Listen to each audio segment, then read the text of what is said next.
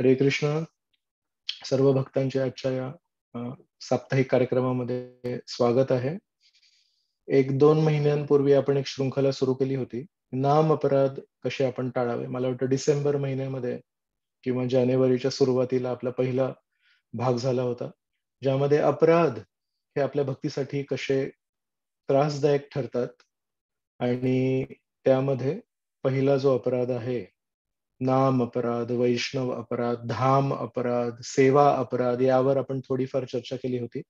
आणि त्यामध्ये नाम अपराधांमध्ये जो पहिला नाम अपराध आहे याच्यावर आपण चर्चा केली होती, की ज्या भक्तांनी परमेश्वराच्या स्तुतीसाठी, परमेश्वराची ख्याती पसरवण्यासाठी स्वतःचे जीवन अर्पण केले, त्या भक्तांची निंदा करून आपल्या भक्तिमय जीवनात किती अडथळे निर्माण होतात आणि आपल्या नामामध्ये रुची निर्माण होण्यासाठी काय काय अडथळे येतात.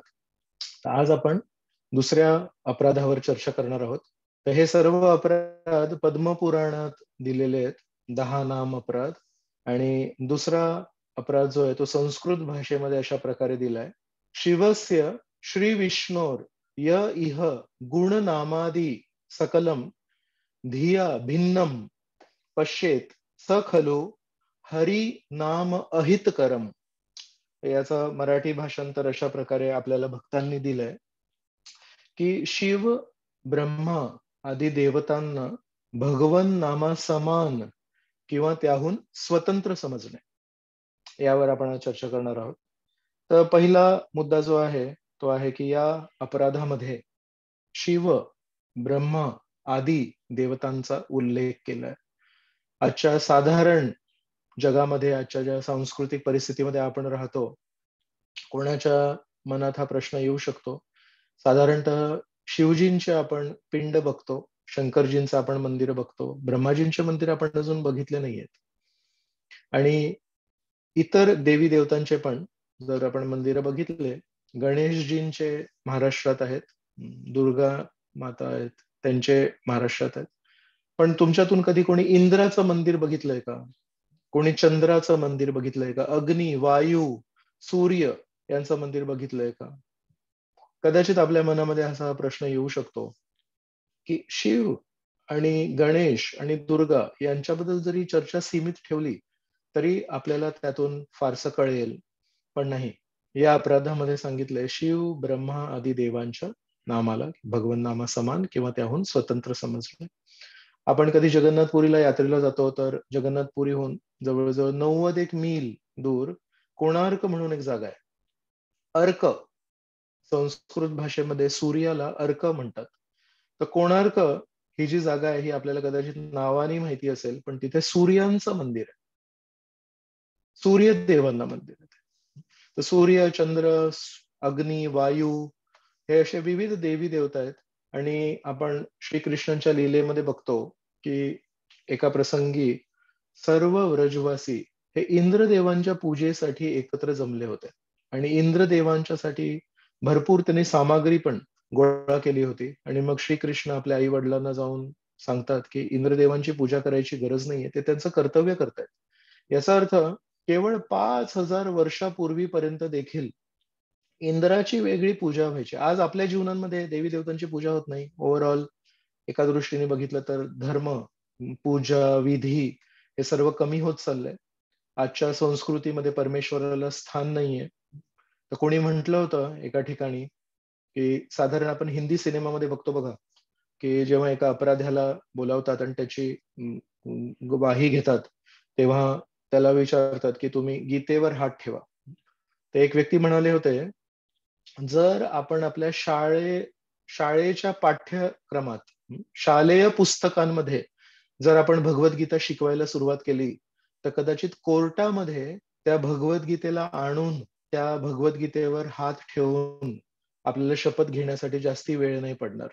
पण आपल्या शालेय पाठ्यक्रमातून आपण जेव्हा गीतेला बाहेर काढलंय, तेव्हा मग अपराधी वृत्ती जागृत झाल्यानंतर, विकसित झाल्यानंतर जेव्हा कोर्टामध्ये त्या अपराधाला बोलावलं जातं, तेव्हा मग भगवद्गीतेला तिथे कुठेतरी प्रवेश करायला लागतो आपल्या जीवनात. तर साधारण आजच्या जीवनामध्ये भगवंतांना स्थान नाहीये आणि धर्माला स्थान नाहीये. त्यामुळे हे साहजिक आहे, स्वाभाविक आहे. जशा प्रकारे आपण आपल्या समाजामध्ये शिकवणी देऊ रामदास स्वामी एकेकाळी होते, गावी फिरले आणि रामाचं नाम त्यांनी पसरवलं. तुकाराम महाते एकेकाळी वारीवर जाता जाता हरिनाम देत देत त्यांनी महाराष्ट्राचं भरपूर परिवर्तन केलंय. पण आज आपल्याकडे तसे जर प्रचारक कमी असतील, घरोघरी जाऊन तशी संस्कृती देणारे लोक जर कमी असतील, तर हे अपेक्षित आहे की साधारण संस्कृतीचा ऱ्हास होईल, देवी देवतांची पूजा होणार नाही. म्हणून आपल्याला मनामध्ये असा हा प्रश्न नाही यायला पाहिजे की इथे ब्रह्मा, शिव आणि आदी देवी देवतांचा उल्लेख का केलाय, कारण आजच्या संस्कृतीमध्ये असं नाहीच आहे. तर आपल्याला लक्षात यायला पाहिजे, आपली जी संस्कृती आहे त्याला म्हणतात सनातन धर्म. काही लोक त्याला हिंदू धर्म म्हणतात, पण जो वास्तविक शब्द आहे तो आहे सनातन धर्म. सनातन म्हणजे चिरकालीन.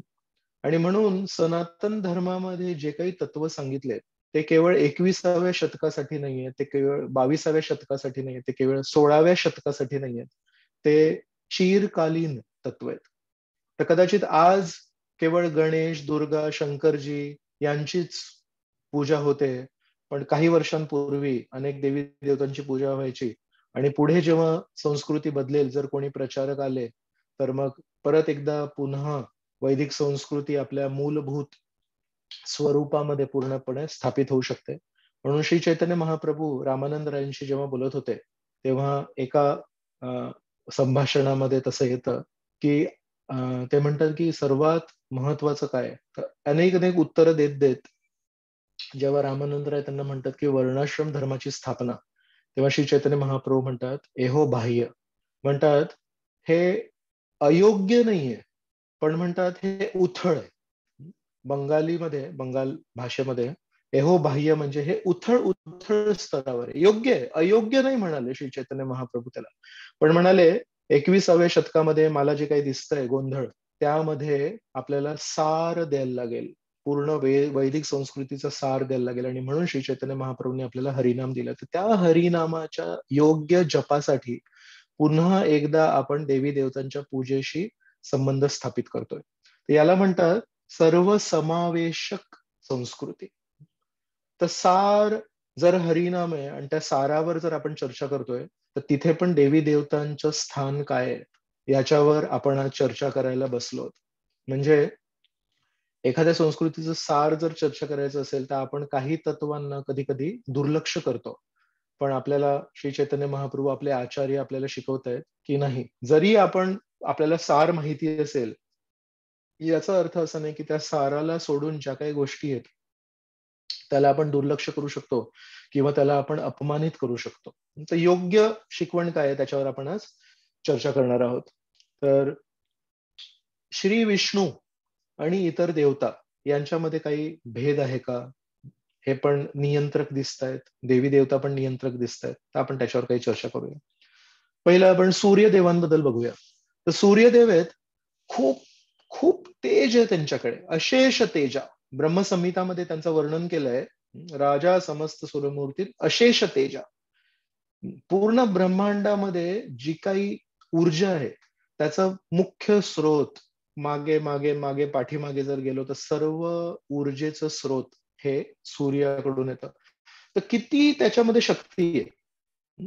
तर काही वैज्ञानिकांनी संशोधन केलं, म्हणतात सृष्टीच्या सुरुवातीपासून ते आजपर्यंत मनुष्य समाजाने जेवढी केवढी जी काही ऊर्जा खर्च केली, वापरली आहे, त्याहून जास्ती ऊर्जा सूर्य प्रत्येक क्षणोक्षणी प्रकाशित करतो. अमाप अमाप तेज आहे सूर्यदेवांकडे. आणि म्हणून सूर्यदेव संपूर्ण ब्रह्मांडाला प्रज्वलित करतात, पूर्ण ब्रह्मांडामध्ये प्रकाश देतात. पण हे सूर्यदेव एका ठिकाणी प्रकाश देऊ शकत नाही, आणि ते आहे आपलं सर्वांचं हृदय. भागवतामध्ये अनेक अनेक ठिकाणी जेव्हा श्री विष्णूंच्या स्थानाची चर्चा होते, तेव्हा नेहमी एक शब्द येतो, सर्व गुहाशय. मराठीमध्ये पण एक शब्द आहे गुहा, किंवा कधी कधी त्याला म्हणतात गुफा. तर हा भागवतातला शब्द आहे. कपिल ऋषी आहेत, ते एका श्लोकामध्ये आपल्या आईंशी जेव्हा बोलतात तेव्हा म्हणतात मद गुण श्रुती मात्रेण, म्हणतात माझ्या गुणांचं श्रुती मात्रेण, केवळ श्रवण केल्याने, मयी सर्व गुहाशय, मी जो सर्वांच्या गुहेमध्ये स्थित आहे. तर म्हणतात माझं जेव्हा तुम्ही श्रुती मात्रेनं, माझं जेव्हा तुम्ही श्रवण कराल आणि ज्यांच्या सर्वांच्या हृदयामध्ये मी त्यांच्या त्या एका गुफेमध्ये स्थित आहे, तर म्हणतात या सर्वांच मनोगतीर अविच्छिन्न यथा गंगांबसो अंबुधौ. मनोगतीर अविच्छिन्न म्हणतात माझं श्रवण केल्याने जशी गंगा नदी समुद्राकडे अव्यवी त्याला कधी अडथळा नाही येत आणि समुद्राकडे जाते, तशा प्रकारे लोकांचं मन माझ्याकडे आकर्षित होतं. मद गुणश्रुती मात्रेण. तर त्याच्यामध्ये एक शब्द वापरलाय, मयी सर्व गुहाशय, की मी सर्वांच्या हृदयाच्या गुफेमध्ये आहे. का बरं असं म्हटलंय? कारण गुफा ही साधारणतः आपल्याला दिसत नाही. डोंगरामध्ये आपण बघतो बघा, तर डोंगराचा भाग दिसतो, पण त्याच्यामध्ये गुफा आहे हे आपल्याला कळत नाही आणि त्या गुफेमध्ये साधारणतः अंधार असतो. तसंच आपलं हृदय, आपल्या हृदयामध्ये काय आहे ते कोणाला माहिती नाही. आणि आपल्या हृदयामध्ये साधारणपणे जर आपण खूप प्रगत भक्त नसू तर अंधारच असतो. तर महत्वाची गोष्ट ही आहे की सूर्यदेव आहेत, ते संपूर्ण सृष्टीला, पूर्ण ब्रह्मांडाला प्रकाशित करतात, पण आपल्या हृदयाला प्रकाशित नाही करू शकत. आणि त्या अशा अंधारमयी गुफेमध्ये एक व्यक्ती सतत बसलेली आहे. कृष्ण भगवद्गीतेमध्ये 3 वेळा म्हणतात, सर्वांच्या हृदयामध्ये स्थित आहे. आणि हे जे परमेश्वर आहेत, हे आपल्या हृदयामध्ये स्थित राहून जर आपण त्यांना त्यांचं बोलणं, त्यांच्या सजेशन, त्यांचे प्रस्ताव जर आपण छान कान देऊन जर ऐकले, तर आपल्या हृदयातला अंधकार नष्ट होईल. तर सूर्यदेव ते नाही करू शकत. चंद्र आहेत. चंद्र पूर्ण पृथ्वीवर संध्याकाळ झाली, रात्र झाली की शीतल प्रकाश देतात. आणि त्या पौर्णिमेच्या चंद्राचा जो प्रकाश असतो, शीतल छान गारवा येतो, खूप छान वाटतं. पण अनेक अनेक असे लोक आहेत जे संसाराच्या चुलीवर भाजले जात आहेत. एक बहिणाबाईंचा आहे ना, अरे संसार संसार जसं तवा चुल्यावर, आधी हाताला चटके मग मिळते भाकर. तर अशा प्रकारे या संसाराच्या चुलीवर पण आपण भाजले जातोय. या सर्व लोकांना गारवा कुठून मिळतोय? तर कुंती देवी आहेत, त्या प्रार्थना गातायत श्रीकृष्णांना आणि म्हणतात, नमो पंकज नाभाय, नमो पंकज मालिने, नमो पंकज नेत्राय, नमो पंकज अंघ्रये. म्हणतात हे श्रीकृष्ण, तुमची नाभी पण एका कमळाच्या फुलासारखी आहे. तुमच्या गळ्यामध्ये कमळाच्या फुलांच्या माळा असतात. तुमचे डोळे हे कमळाच्या फुलांसारखे आहेत आणि तुमचे चरण हे पण कमळाच्या पाकळ्यांसारखे आहेत. तर मी याचं जेव्हा भाषांतर वाचत होतो, एक मला खूप आश्चर्याची गोष्ट वाटली. प्रभुपादांनी, हा आहे स्कंद क्रमांक पहिला, अध्याय क्रमांक 8 आणि श्लोक क्रमांक 22. याच्यामध्ये जर तुम्ही भाषांतर बघितलं, तर प्रभुपादांनी भाषांतर असं केलंय, तुमचे डोळे कमळाच्या पाकळ्यांसारखे असे आहेत असं नाही केलंय. म्हणतात तुमची नजर जी डोळ्यातून येते ती एका कमळासारखी गारवा देणारी आहे. Your glance is as cool as a lotus flower.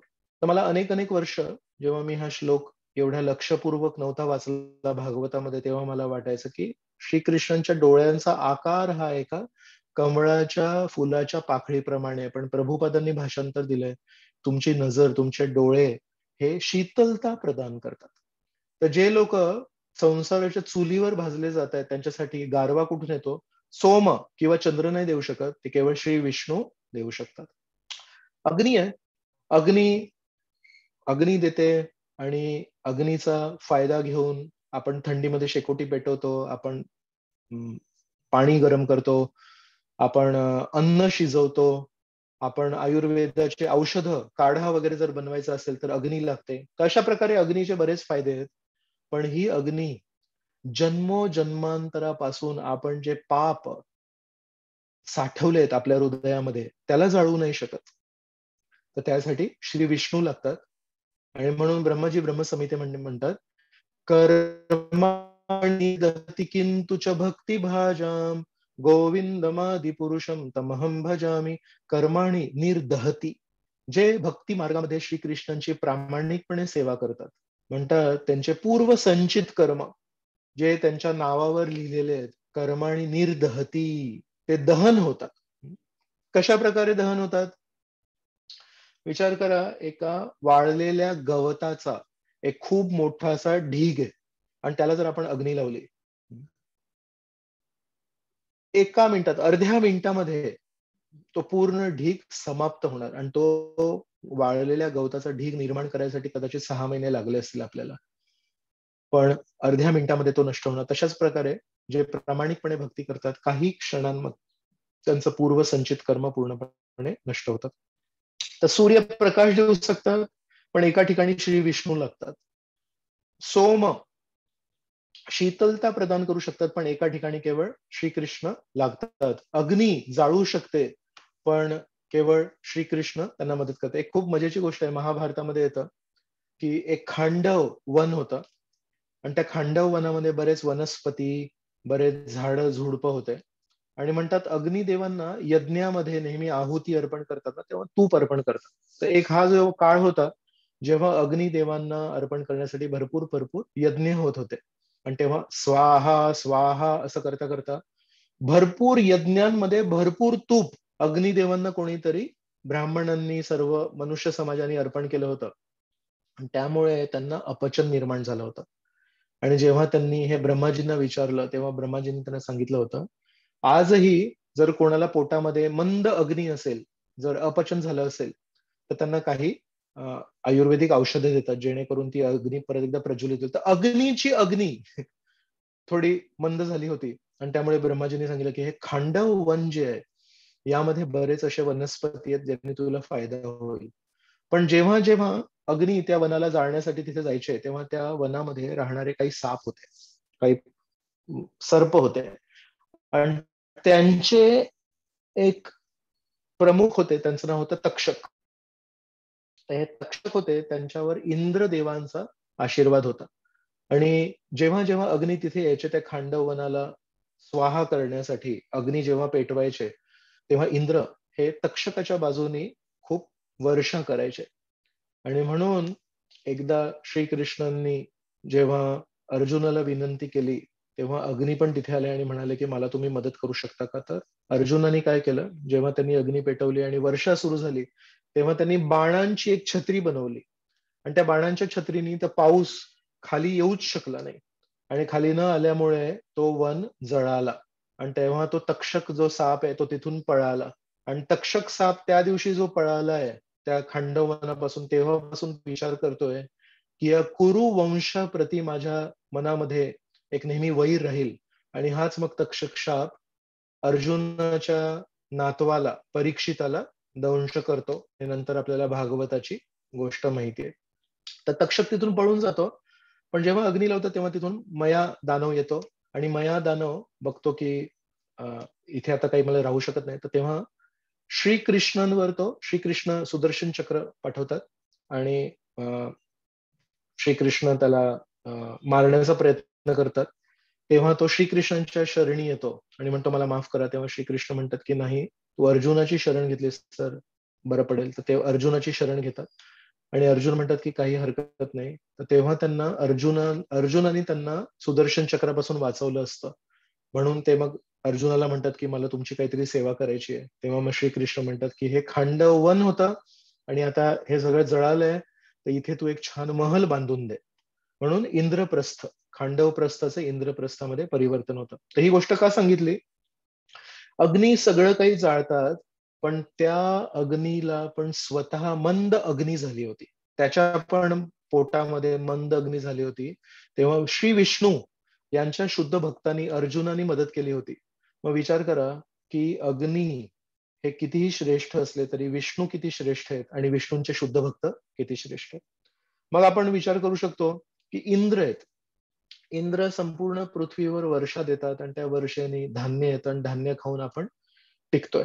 पण उद्धव हे 11व्या स्कंदामध्ये एका श्लोकामध्ये श्रीकृष्णांच्या चरणांची तुलना करतात की या जगामध्ये दुःखांची वर्षा होते. आणि त्या दुःखांची वर्षा आपल्यावर न पडण्यासाठी जर आपण एक श्रीकृष्णांच्या चरणांची छत्री घेतली, तर ती श्रीकृष्णांच्या चरणांचा आश्रय एका छत्रीप्रमाणे आहे. आणि आपल्यावर त्या दुःखांचा वर्षाव नाही होणार. पण हीच उपमा 5व्या स्कंधामध्ये देवतांनी पण एका प्रार्थनेमध्ये केली आहे. पण उद्धव अजून एक गोष्ट सांगतात, ती देवतांना नाही माहितीये. उद्धव म्हणतात ही अशी विलक्षण छत्री आहे की ती बाहेरून दुःखांचा वर्षाव थांबते आणि आतमध्ये अमृताची वर्षा करते. यत अमृतोभी वर्षात. तर उद्धव एवढी छान उपमा देतात. श्रीकृष्णांचे चरण असे आहेत की दुःखांची वर्षा थांबवतात आणि आतमध्ये एक गार अमृताची वर्षा सुरू ठेवतात.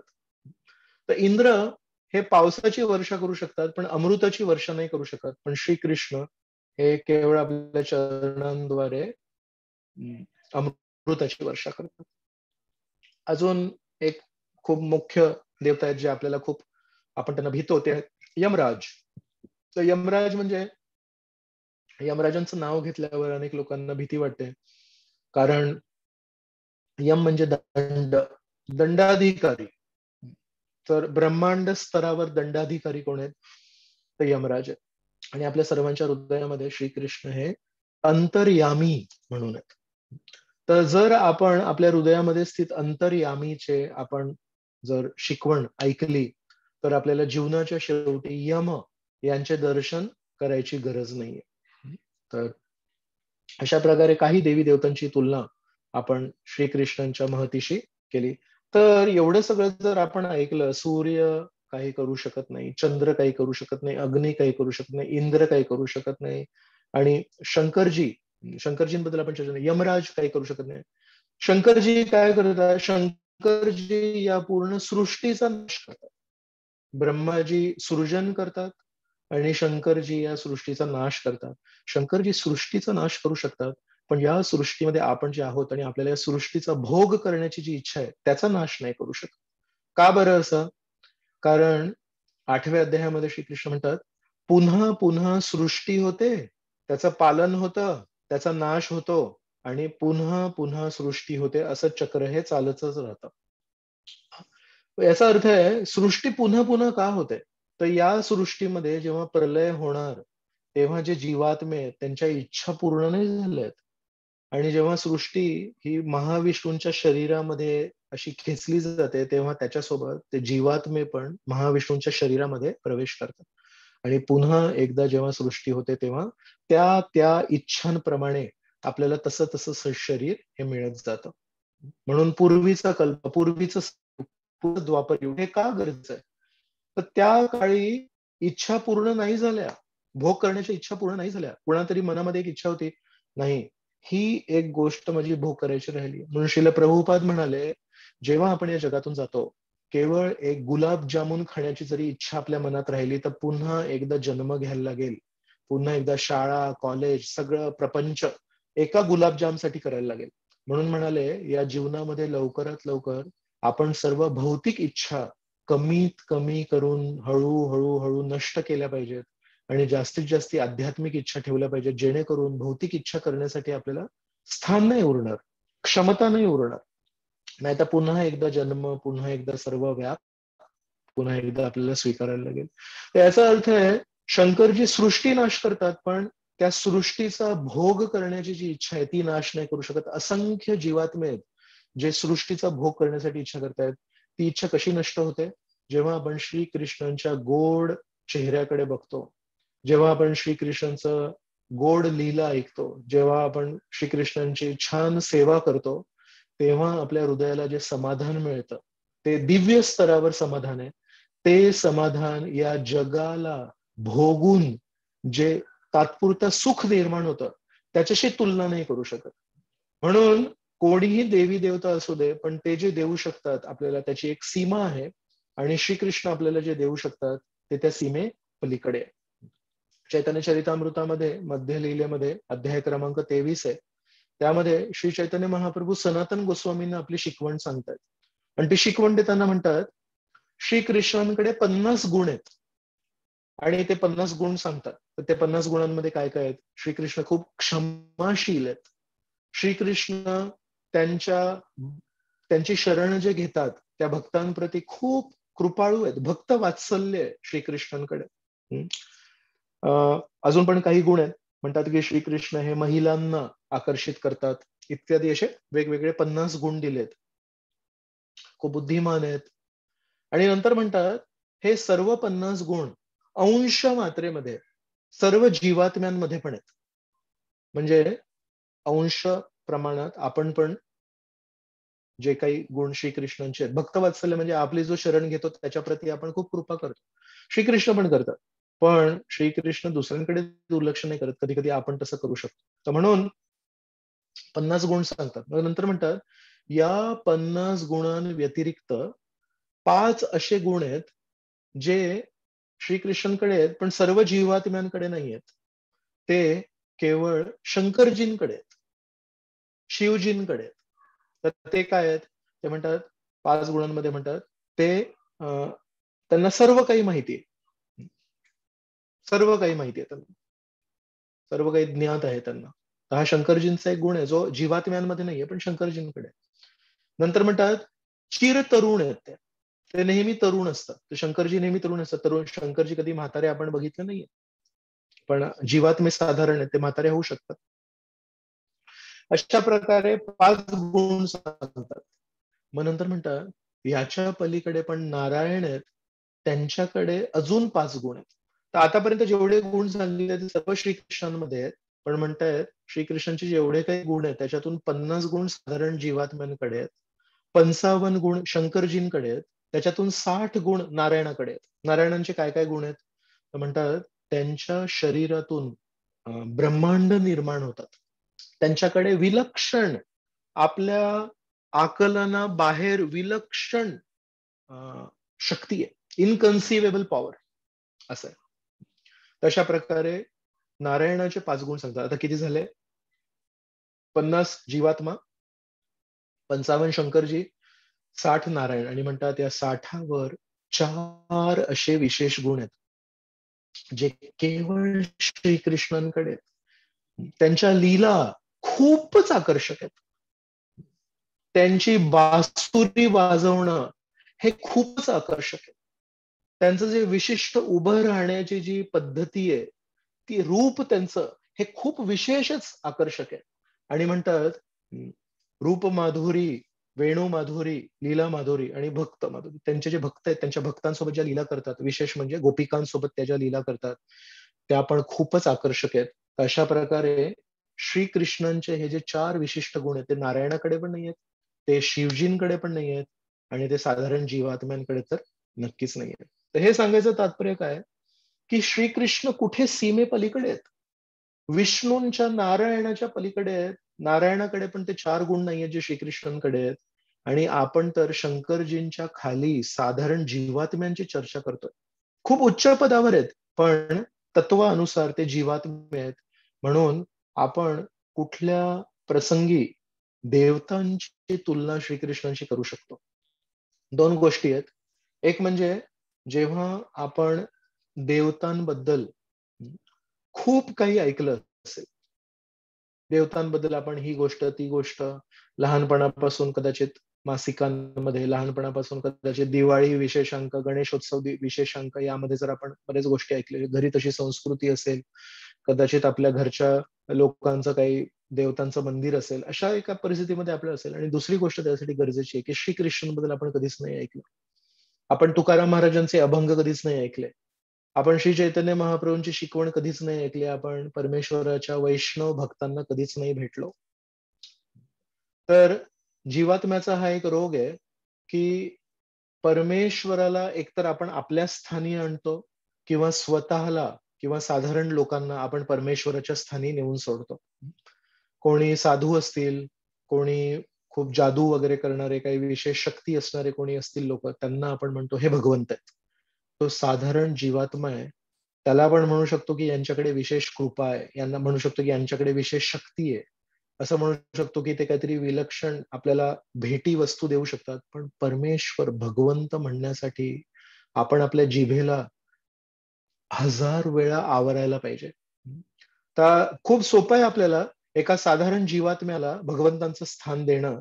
आणि सर्व देवी देवतांचा आपण आता तुलना केली तर देवी देवता पण विष्णूंच्या जवळ कुठे येत नाहीत, आणि आपण एका साधारण जीवात्म्याला परमेश्वरचं स्थान देतो. आणि दुसरी आपण चूक करतो अनेक वेळा की परमेश्वरांच्या मानुषी लीला, परमेश्वरांनी पण नंद महाराजांना प्रेम केलं, यशोदामाईंना प्रेम केलं, परमेश्वराला आपण साधारण मनुष्याच्या स्थानी आणून ठेवतो. तर अनेक अनेक मोठे मोठे साधू आहेत, ते पण या छळामध्ये सामील होतात आणि म्हणतात की श्रीकृष्ण हे साधारण व्यक्ती होते, रामचंद्र हे साधारण व्यक्ती होते. म्हणून श्रवण करणं किती महत्वाचं आहे. श्रवण केल्याने आपल्याला लक्षात येतं कोण कुठल्या स्थानी आहे, कोणाचं काय स्थान आहे. म्हणून जेव्हापर्यंत आपल्याला श्रवणाप्रती ओढ नाही होत, तेव्हापर्यंत आपल्या जीवनामध्ये आपल्या दृष्टीसमोर जे धुकं धुकं असतं ते कधीच जाणार नाही. आपण स्पष्टपणे कधी बघू शकणार नाही. तर या दोन्ही गोष्टी आपल्याला टाळायला पाहिजे. साधारण जीवात्म्याला परमेश्वराचं स्थान कधीच नाही द्यायला पाहिजे. हा परमेश्वराप्रती एक खूप मोठा अपराध आहे. आणि दुसरं की परमेश्वराला साधारण व्यक्तीच्या स्थानी आपण कधीच नाही आणायला पाहिजे. समुद्र मंथन लीलेच्या आधी आपण काही महिन्यांपूर्वी चर्चा केली होती. पण तेव्हा एक गोष्ट मी सांगितली होती की जेव्हा सर्व देवी देवता हे ब्रह्माजींकडे जातात आणि म्हणतात की आमची परिस्थिती वाईट आहे, तेव्हा ब्रह्माजी श्रीकृष्णांना, श्री विष्णूंना प्रार्थना करतात. जेव्हा श्री विष्णू तिथे उपस्थित होतात, तेव्हा एवढी तिथे ज्योती असते, एवढी तिथे कांती असते. जर तुम्ही तो श्लोक वाचला, 8व्या स्कंदात सापडेल तो, की सर्व देवी देवता हे आकाशाला बघू शकले नाही. एवढ्या ते असे डोळे आंधळे झाले त्यांच्या प्रकाशाने. आकाशाला बघू शकले नाही, जमिनीला बघू शकले नाही, एकमेकांना बघू शकले नाही. शुकदेव गोस्वामी म्हणतात हेच काय, तर स्वतःच्या हातापायाला पण बघू शकले नाही, तर परमेश्वराला कसे बघतील. तर म्हणून परमेश्वर जेव्हा आले तेव्हा केवळ 33 कोटी देवी देवतांमधून केवळ ब्रह्माजी ज्यांनी आवाहन केलं होतं आणि शंकरजी जे परम वैष्णव आहेत, या 2 व्यक्तींनी केवळ श्री विष्णूंचं दर्शन केलं. बाकी सगळ्यांना फक्त आवाज ऐकू आला. का बरं? डोळे आंधळे झाले त्या प्रकाशाने. आणि केवळ सगळ्यांनी त्यांना दंडवत प्रणाम केला. आणि परमेश्वरजी एकदम गंभीर आवाजात बोलले आणि म्हणाले की हा काळ वेगळा आहे, हा वैर करण्याचा काळ नाहीये, हा हात जोडण्याचा काळ आहे. आणि तुम्ही त्यांच्यासोबत मिळून समुद्र मंथन करा, त्याच्यातून जे अमृत येईल ते मी तुम्हाला देईन. तर विचार करा, त्या परमेश्वराला बघू पण शकत नाहीत देवी देवता, आणि त्या देवी देवतांना जर आपण तेच स्थान दिलं जे परमेश्वराला देतोय, तर हा किती मोठा अपराध आहे. पण अर्थातच या गोष्टी आपल्याला भागवत मध्ये मिळतील, या गोष्टी आपल्याला वैष्णवांकडून मिळतील. नाहीतर आपल्याला सीमित काही काही छोटे छोटे दृष्टिकोन मिळतात. जसं आपण ऐकतो, एका हत्तीला जेव्हा 6 आंधळ्या व्यक्तींनी पहिल्यांदा स्पर्श केला, कोणी त्या हत्तीच्या सोंडेला स्पर्श केला, कोणी त्या हत्तीच्या शेपटीला स्पर्श केला, कोणी त्या हत्तीच्या कानांना स्पर्श केला, कोणी त्या हत्तीच्या पायांना स्पर्श केला. आणि प्रत्येकाने आपापले मत मांडले, आपापली समज सांगितली. कोणी म्हणतो हत्ती आहे एका पाईप सारखा आहे, कोणी म्हणतो हत्ती एका रशी सारखा आहे, कोणी म्हणतो हत्ती एका खांबासारखा आहे, ज्यांनी पोटाला हात लावला तो म्हणतो हत्ती एका भिंतीसारखा आहे. आणि याच्यातलं कोणी चुकीचं नव्हतं, फक्त सीमित खरं बोलले. खरंच बोलतायत पण सीमित खरं बोलतायत. पण एका दृष्टी असलेल्या व्यक्ती म्हणतो, तुम्ही केवळ अग्रभाग बघताय, तुम्ही केवळ पृष्ठभाग बघताय, तुम्ही केवळ बाजूचा भाग बघताय. आणि या सर्व मतांना एकत्र करून कोणतरी एक दृष्टीवाला व्यक्ती लागतो जो सांगतो, हे पण खरंय पण हे सीमित खरंय, हे पण खरंय पण हे सीमित खरंय. अशा प्रकारे देवी देवतांचं काय स्थान आहे हे समजण्यासाठी ज्याला खरोखर दृष्टी आहे, आणि दृष्टी कोणाकडे आहे, तर श्रीकृष्ण भगवद्गीतेमध्ये म्हणतात, तद्विधी प्रणिपातेन परिप्रश्नेन सेवाय उपदेक्षन्ति ते ज्ञानम ज्ञानिनस तत्वदर्शिनः. श्रीकृष्ण म्हणतात जे तत्वदर्शी लोक आहेत, ज्यांना तत्व माहिती आहे, ज्यांना शास्त्र माहिती आहेत, अशा व्यक्तींकडून आपल्याला खरी दृष्टी प्रदान होईल. तर अशा प्रकारे आपल्याला हे समजायला पाहिजे. जेव्हा नरसिंहदेव आहेत, जे श्रीकृष्णांच्या विस्तारित रूपाचे विस्तारित रूप आहेत, खूप पुढे येतात नरसिंहदेव त्यांच्या विस्ताराच्या शृंखलेमध्ये. जेव्हा हे नरसिंहदेव प्रकट झाले आणि त्या नरसिंहदेवांनी जेव्हा हिरण्यकश्यपूला चीरफाड केली, तेव्हा त्यांचा तो क्रोध बघून सर्व देवी देवता तिथे उपस्थित होते. तेव्हा ब्रह्माजी आणि शंकरजी पण तिथे उपस्थित आहेत. तर सगळ्यांनी आधी ब्रह्माजींना बघितलं. ब्रह्माजी म्हणाले, खूप खूप धन्यवाद, पण इथे मला पुढाकार घ्यायची अजिबात इच्छा नाहीये. नेहमी मी तुम्हाला मदत करतो, पण इथे मी पुढे काही जाणार नाही. तर त्यांनी माघार घेतली. आणि शंकरजी काय म्हणतात, म्हणतात कोप कालो युगांत असते. युग अंत, जेव्हा प्रत्येक युग समाप्त होतो तेव्हा एक छोटा प्रलय घडतो, तेव्हा कोपकाल. तेव्हा एक शंकरजींना प्रलय कसा होतो ते माहिती आहे. शंकरजींना तेव्हा तांडव नृत्य करतात, आणि तांडव नृत्य केल्यानंतर त्या रागाच्या भरामध्ये सगळं नाश होतं. तर ते शंकरजी जे नाश करतात ते त्यांना म्हणतायत कोप कालो युगांतस्ते हतोयम असुरो अल्पकः. ज्या हिरण्यकश्यपूची स्तुती आपण भागवतामध्ये ऐकली आहे, आणि म्हणजे त्या हिरण्यकश्यपूला दिवसा नाही मारू शकत, रात्री नाही मारू शकत, आत नाही मारू शकत, बाहेर नाही मारू शकत, आणि त्यांना श्री नरसिंहदेवांनी सहजासहजी तव कर कमल वरे नखाम, त्यांचे हात एका कमळाच्या फुलासारखे आहेत, कर कमल आहेत, पण ते हात कसे आहेत, अद्भुत श्रींगम. अद्भुत श्रींगम काय आहेत? कमळाच्या फुलांच्या हातावर असे नख आहेत जे शिळेला पण शिलटंका नखालय. कमळाचे फूल आहेत, नाजूक नाजूक हात आहेत त्यांचे, आणि त्या कमळाच्या फुलासारख्या नाजूक नरसिंहदेवांच्या हातावर असे नख आहेत जे नख एका शिळेसारख्या हिरण्यकश्यपूच्या छातीला पूर्ण चिरफाड करून टाकले. जसं एक भ्रमर असतो, एक भ्रमर कसं कमळाला फाडू शकतो सहजासहजी, तसा त्यांच्या नखाने अद्भुत श्रींगम. सो म्हणतात हतोयम असुरो अल्पकः. अल्प, अल्प म्हणजे छोटा. हा जो अल्प असुर आहे ना, ज्या हिरण्यकश्यपूने नरसिंहदेवांशी जेव्हा युद्ध करत होता, तेव्हा काही काही वेळे असं सांगितलं जातं की मांजर असते, ती जेव्हा उंदराला धरते तेव्हा पटकन तिला मारत नाही, तर त्या उंदराची शेपूट धरून ठेवते किंवा थोडं खेळते त्याचं. तर तो उंदीराला वाटतं की कदाचित मला इथून पळून जाण्याचा चान्स आहे, तर तो असा इकडे पळतो, तर लगेच मांजर त्याला तिथे पंजा टाकते. तर थोडस खेळते, आणि त्याच्यानंतर जेव्हा खेळ समाप्त करायचा असतो तेव्हा एक असा हात मारते आणि तो उंदीर समाप्त होतो, आणि नंतर त्याचं भोजन बनतं. तर अशा प्रकारे नरसिंहदेव पण आहेत, त्यांनी पण काही काळ थोडा त्याला एक चान्स दिला हिरण्यकश्यपूला, की तू अजूनही समजू शकतोस की तुझा आकार काय, माझा आकार काय, आणि मी जेव्हा प्रकट झालो तेव्हा तुझ्या सर्व अटींना मान्य करून आलो, तर आता पण तो शरणागत होऊ शकतो. थोडा चान्स दिला, पण तो काही कमी नव्हता, तो पण वार करत होता नरसिंहदेवांवर, आणि शेवटी त्याला मग मारावं लागलं. पण जेव्हा ते युद्ध चालू होतं तेव्हा अनेक वेळा असं झालं की नरसिंहदेवांवर हिरण्यकश्यपूनी वार केले, आणि नरसिंहदेव तेव्हा त्यांना प्रतिसाद नाही दिला, त्याला काही उत्तर नाही दिलं. तर काही क्षणांसाठी असं 2-3 वेळा झालं, जेव्हा असं वाटत होतं की हिरण्यकश्यपू पण जिंकतोय की काय, एवढे मोठे नरसिंहदेव आहेत पण नरसिंहदेवांवर पण हिरण्यकश्यपू भारी होतोय की काय. आणि त्यावेळेस जेव्हा हिरण्यकश्यपू एका अर्थाने नरसिंहदेवांवर आक्रमण करत होता आणि नरसिंहदेवांनी प्रतिसाद नाही दिला, तेव्हा ढगा मागे लपले होते देवता. कारण या देवतांना सगळ्यांना किचन मध्ये सेवा लावली होती हिरण्यकश्यपूने भाजी कापायची.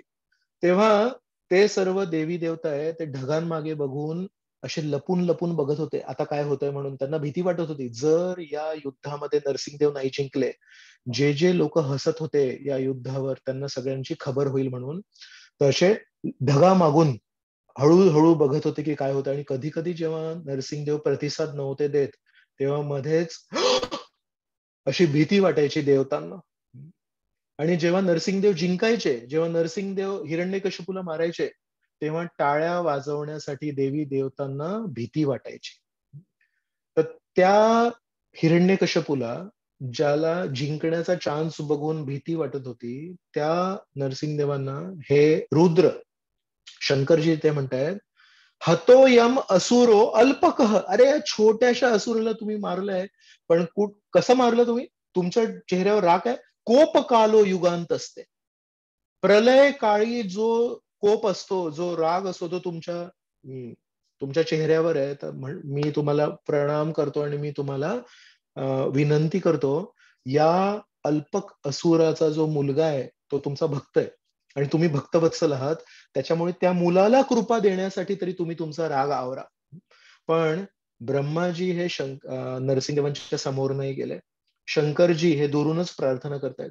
मग सगळ्यांना वाटलं की लक्ष्मी देवी आहेत, लक्ष्मी देवींना आपण प्रार्थना करू. त्यांनी लक्ष्मी देवींना प्रार्थना केली. लक्ष्मी देवी पण म्हणतात, मी माझ्या स्वामींना ओळखते, पण अशा रुद्र रूपामध्ये मी कधी नव्हतं बघितलं, अशा क्रोधी रूपामध्ये मी कधी नव्हतं बघितलं, तर मी जाऊ शकत नाही. तर ज्या नरसिंहदेवांसमोर ब्रह्माजी यायला तयार नाहीयेत, ज्या नरसिंहदेवांसमोर शंकरजी यायला तयार नाहीयेत, ज्या नरसिंहदेवांसमोर स्वतः लक्ष्मी यायला तयार नाहीयेत, ते नरसिंहदेव श्रीकृष्णांच्या विस्तारित रूप आहेत. तर त्या श्रीकृष्णांची काय शक्ती आहे. कधी कधी खूप श्रेष्ठ व्यक्ती असेल, पण तो आपल्या आई वडिलांसमोर आपली शक्ती नाही दाखवत. तसं श्रीकृष्ण आपली शक्ती वृंदावनात दाखवत नाहीत. राधाराणीला प्रेम करतात, आपल्या सवंगड्यांसोबत गायी चरण्यासाठी रोज जातात, नंद महाराजांच्या चपला आपल्या डोक्यावर ठेवतात. पण ते साधारण दृश्य बघून आपल्याला कधीही असं वाटायला नाही पाहिजे की हे व्यक्ती साधारण आहेत. आणि म्हणून आपल्याला समजायला पाहिजे की केवळ श्रीकृष्ण असे आहेत. अनेक लोक जे देवी देवतांची पूजा करतात ना, ते कधी कधी काहीतरी संदर्भ देतात. ते म्हणतात बघा, शिवपुराण आहे, शिवपुराणामध्ये सांगितलंय की शिवजी हेच सर्वतोपरी आहेत, आणि या पुराणामध्ये असं सांगितलंय की हे सर्वतोपरी आहेत. सर्वात गमतीची अशी गोष्ट आहे की भागवतामध्ये पण काही असे प्रसंग आहेत. हे समुद्र मंथनाचंच बघा. जेव्हा देवी देवता आधी ब्रह्माजींकडे जातात तेव्हा ब्रह्माजींची स्तुती करतात, आणि त्यामध्ये बरंच काही बोलतात. पण ब्रह्माजी काही त्या स्तुतीला कधी स्वीकार करत नाहीत. दुसऱ्या स्कंदामध्ये नारद मुनी जेव्हा ब्रह्माजींसमोर येतात आणि नारद मुनी म्हणतात, माझ्या दृष्टीने मला जेवढं काही दिसतंय त्या दृष्टीने तुम्हीच सर्वतोपरी आहात, बरोबर आहे की नाही? तुम्ही सृष्टी करतायत, बरोबर आहे की नाही?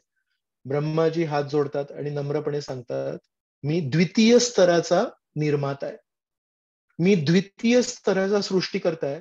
सृष्टी करण्यासाठी जे सामान लागतं ते सामान मी नाही बनवत, ते करणारे प्रथम सृष्टीकर्ता विष्णू आहेत, आणि मी त्या सामानाला एकत्र घेऊन पुढची सृष्टी करतो. जशा प्रकारे एखादा आर्किटेक्ट आहे जो घर बनवतो, तो विटा, सिमेंट, हे रेती हे सगळं एकत्र करून घर बांधतो, पण त्या विटा तो नाही बनवत, ती रेती तो नाही बनवत, ते पाणी तो नाही बनवत, ते सिमेंट तो नाही बनवत.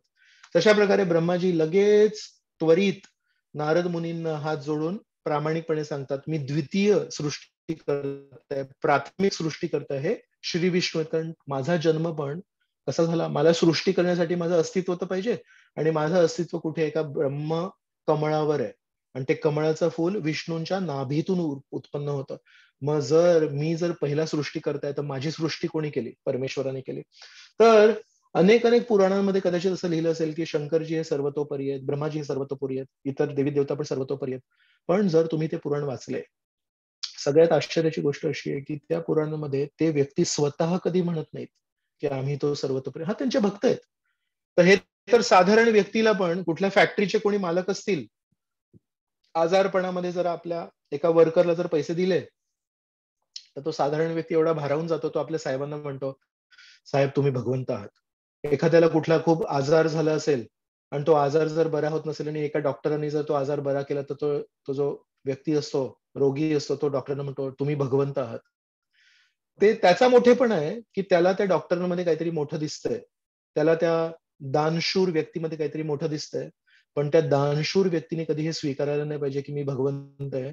कारण तो जेव्हा या जगात आला तेव्हा शरीरावर वस्त्र पण नव्हते. डॉक्टरांनी कधी हे स्वीकार करायला नाही पाहिजे की आम्ही भगवंत आहोत, कारण हे रोग निवार करण्याची शक्ती ही परमेश्वराने त्यांना दिली आहे. हे औषध, हे निदान, हे असं करायला पाहिजे.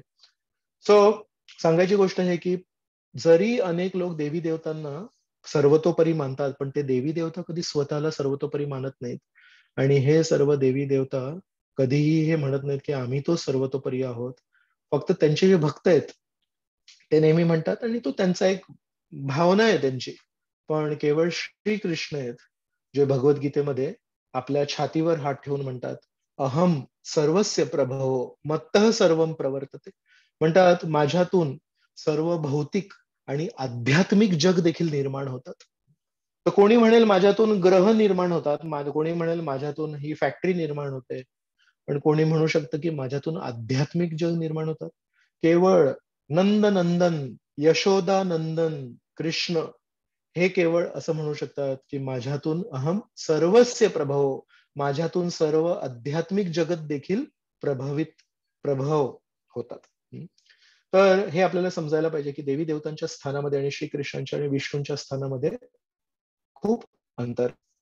श्री चैतन्य चरितामृत आदिलीला अध्याय क्रमांक 7 आणि श्लोक क्रमांक 73 याच्या तात्पर्यामध्ये प्रभुपाद तात्पर्याच्या शेवटी हे 10 नाम अपराध त्यांच्या स्वतःच्या भाषेत लिहितात. आणि जसं सुरुवातीला आपण एक व्याख्या मांडली, शिव ब्रह्मा आदी देवांच्या नामाला भगवन नामा समान किंवा त्याहून स्वतंत्र समजणे, हे तिथे लिहितात. आणि त्याला अजून एक शब्द त्याला जोडतात, म्हणतात किंवा या जगामध्ये अनेक अनेक भगवंत आहे अशी समज असणे. तर दुसरा जो नाम अपराध आहे त्याची अजून एक व्याख्या श्रील प्रभुपाद या तात्पर्यामध्ये देत आहेत आणि म्हणतात की जर कोणाला वाटत असेल की अनेक भगवंत आहेत तर तो पण हाच नाम अपराध आहे. तर अनेक भगवंत कोण स्वीकारेल? अनेक भगवंत तोच व्यक्ती स्वीकारेल ज्याला भगवंत काय आहेत याची व्याख्याच नाही माहिती, ज्याला त्याची समजच नाहीये. जसं अनेक वेळा लोक म्हणतात, आमच्या शाळेमध्ये अशी कधी कधी चर्चा व्हायची की जर भगवंतांनी सर्वांना निर्माण केलंय, मग भगवंतांना निर्माण कोणी केलंय?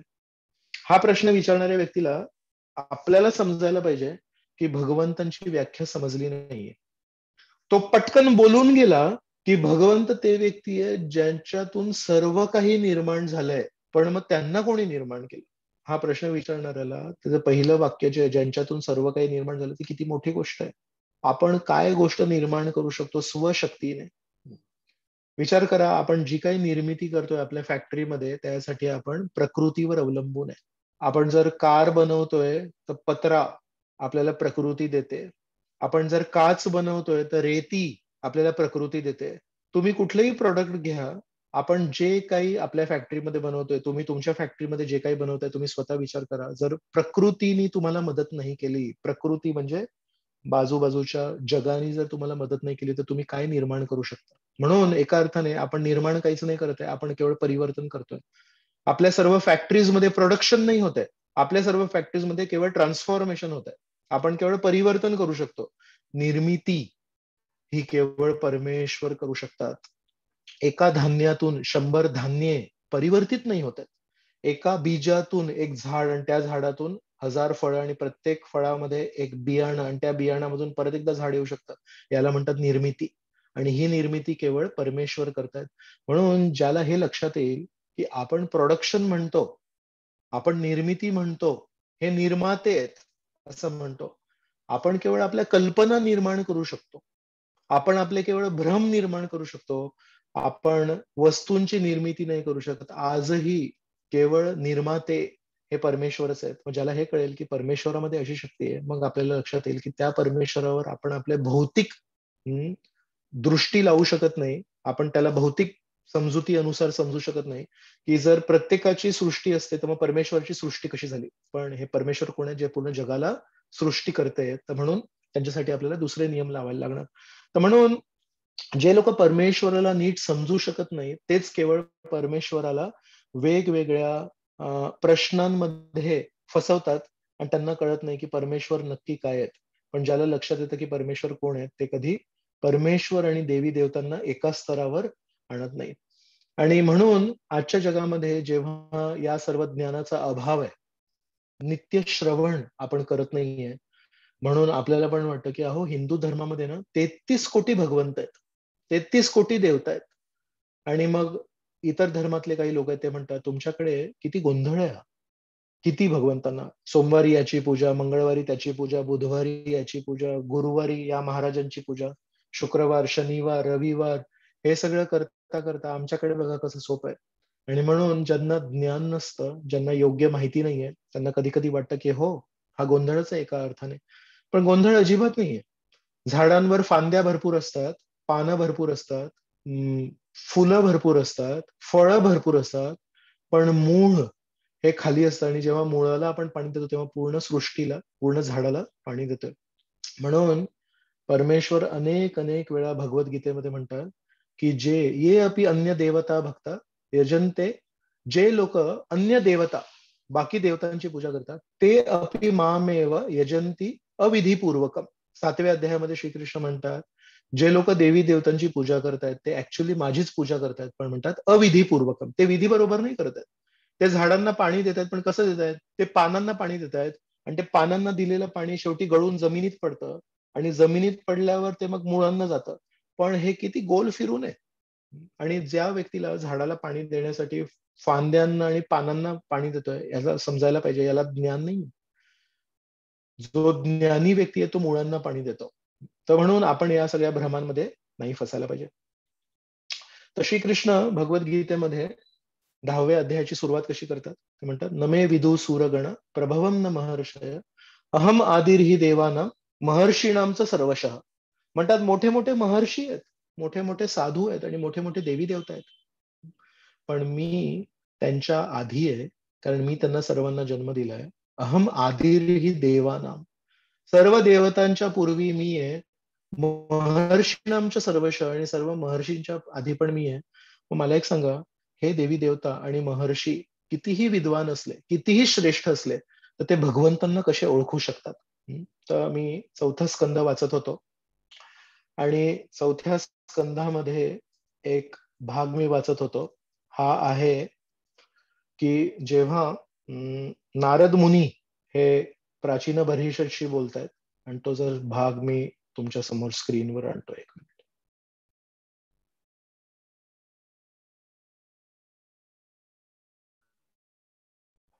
तर हा आहे स्कंध 4, अध्याय क्रमांक 29 आणि श्लोक 42 ते 44.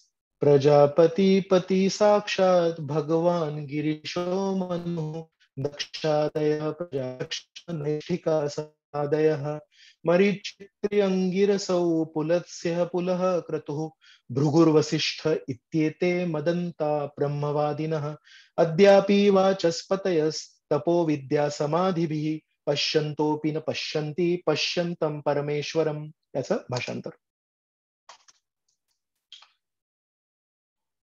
सर्व हे नारद मुनी म्हणतात, सर्व प्रजापतींचे जनक असणारे भगवान ब्रह्मदेव, भगवान शिव, मनु, दक्ष आणि मानव जातीचे अन्य शासक सनक, सनातन आदी 4 नैष्ठिक ब्रह्मचारी, तसेच मरीची, अत्री, अंगिरा, पुलत्स्य, पुलह, क्रतू, भृगु आणि वसिष्ठ हे सर्व महर्षी, आणि शेवटी मी नारद, असे आम्ही सर्व जण वेदशास्त्रांवर अधिकृत वाणीने बोलू शकणारे पारंगत ब्राह्मण आहोत.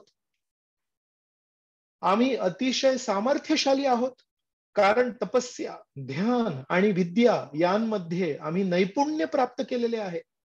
आता शेवटचं वाक्य. तथापि ज्या भगवंतांना आम्ही सदैव पाहतो, त्यांच्या विषयी जिज्ञासा करूनही आम्हाला त्यांचे परिपूर्ण ज्ञान प्राप्त होत नाही. परमेश्वर एवढे असीमित आहेत, एवढे अमाप आहेत. हे म्हणतात आम्ही खूप मोठे मोठे व्यक्ती आहोत. याच्यामध्ये गिरीश आहेत, भगवान शिव आहेत, ब्रह्मदेव आहेत, मोठे मोठे अंगिरा ऋषी आहेत, वसिष्ठ ऋषी आहेत, भृगु ऋषी आहेत, नारद मुनी आहेत. पण हे म्हणतात जरी आम्ही वेदशास्त्रांमध्ये खूप पुढे आहोत, नैपुण्य प्राप्त केलेले आहेत, परमेश्वराला आम्ही पूर्णपणे समजू नाही शकलो. पुढच्या श्लोकामध्ये अजून देवतांची बाजू मांडतात. हा श्लोक क्रमांक 45. शब्द ब्रह्मणी दुष्पारे चरंत उरुविस्तरे, मंत्रलिंगैर्व्यवच्छिन्तं भजंतो न विदुः परम.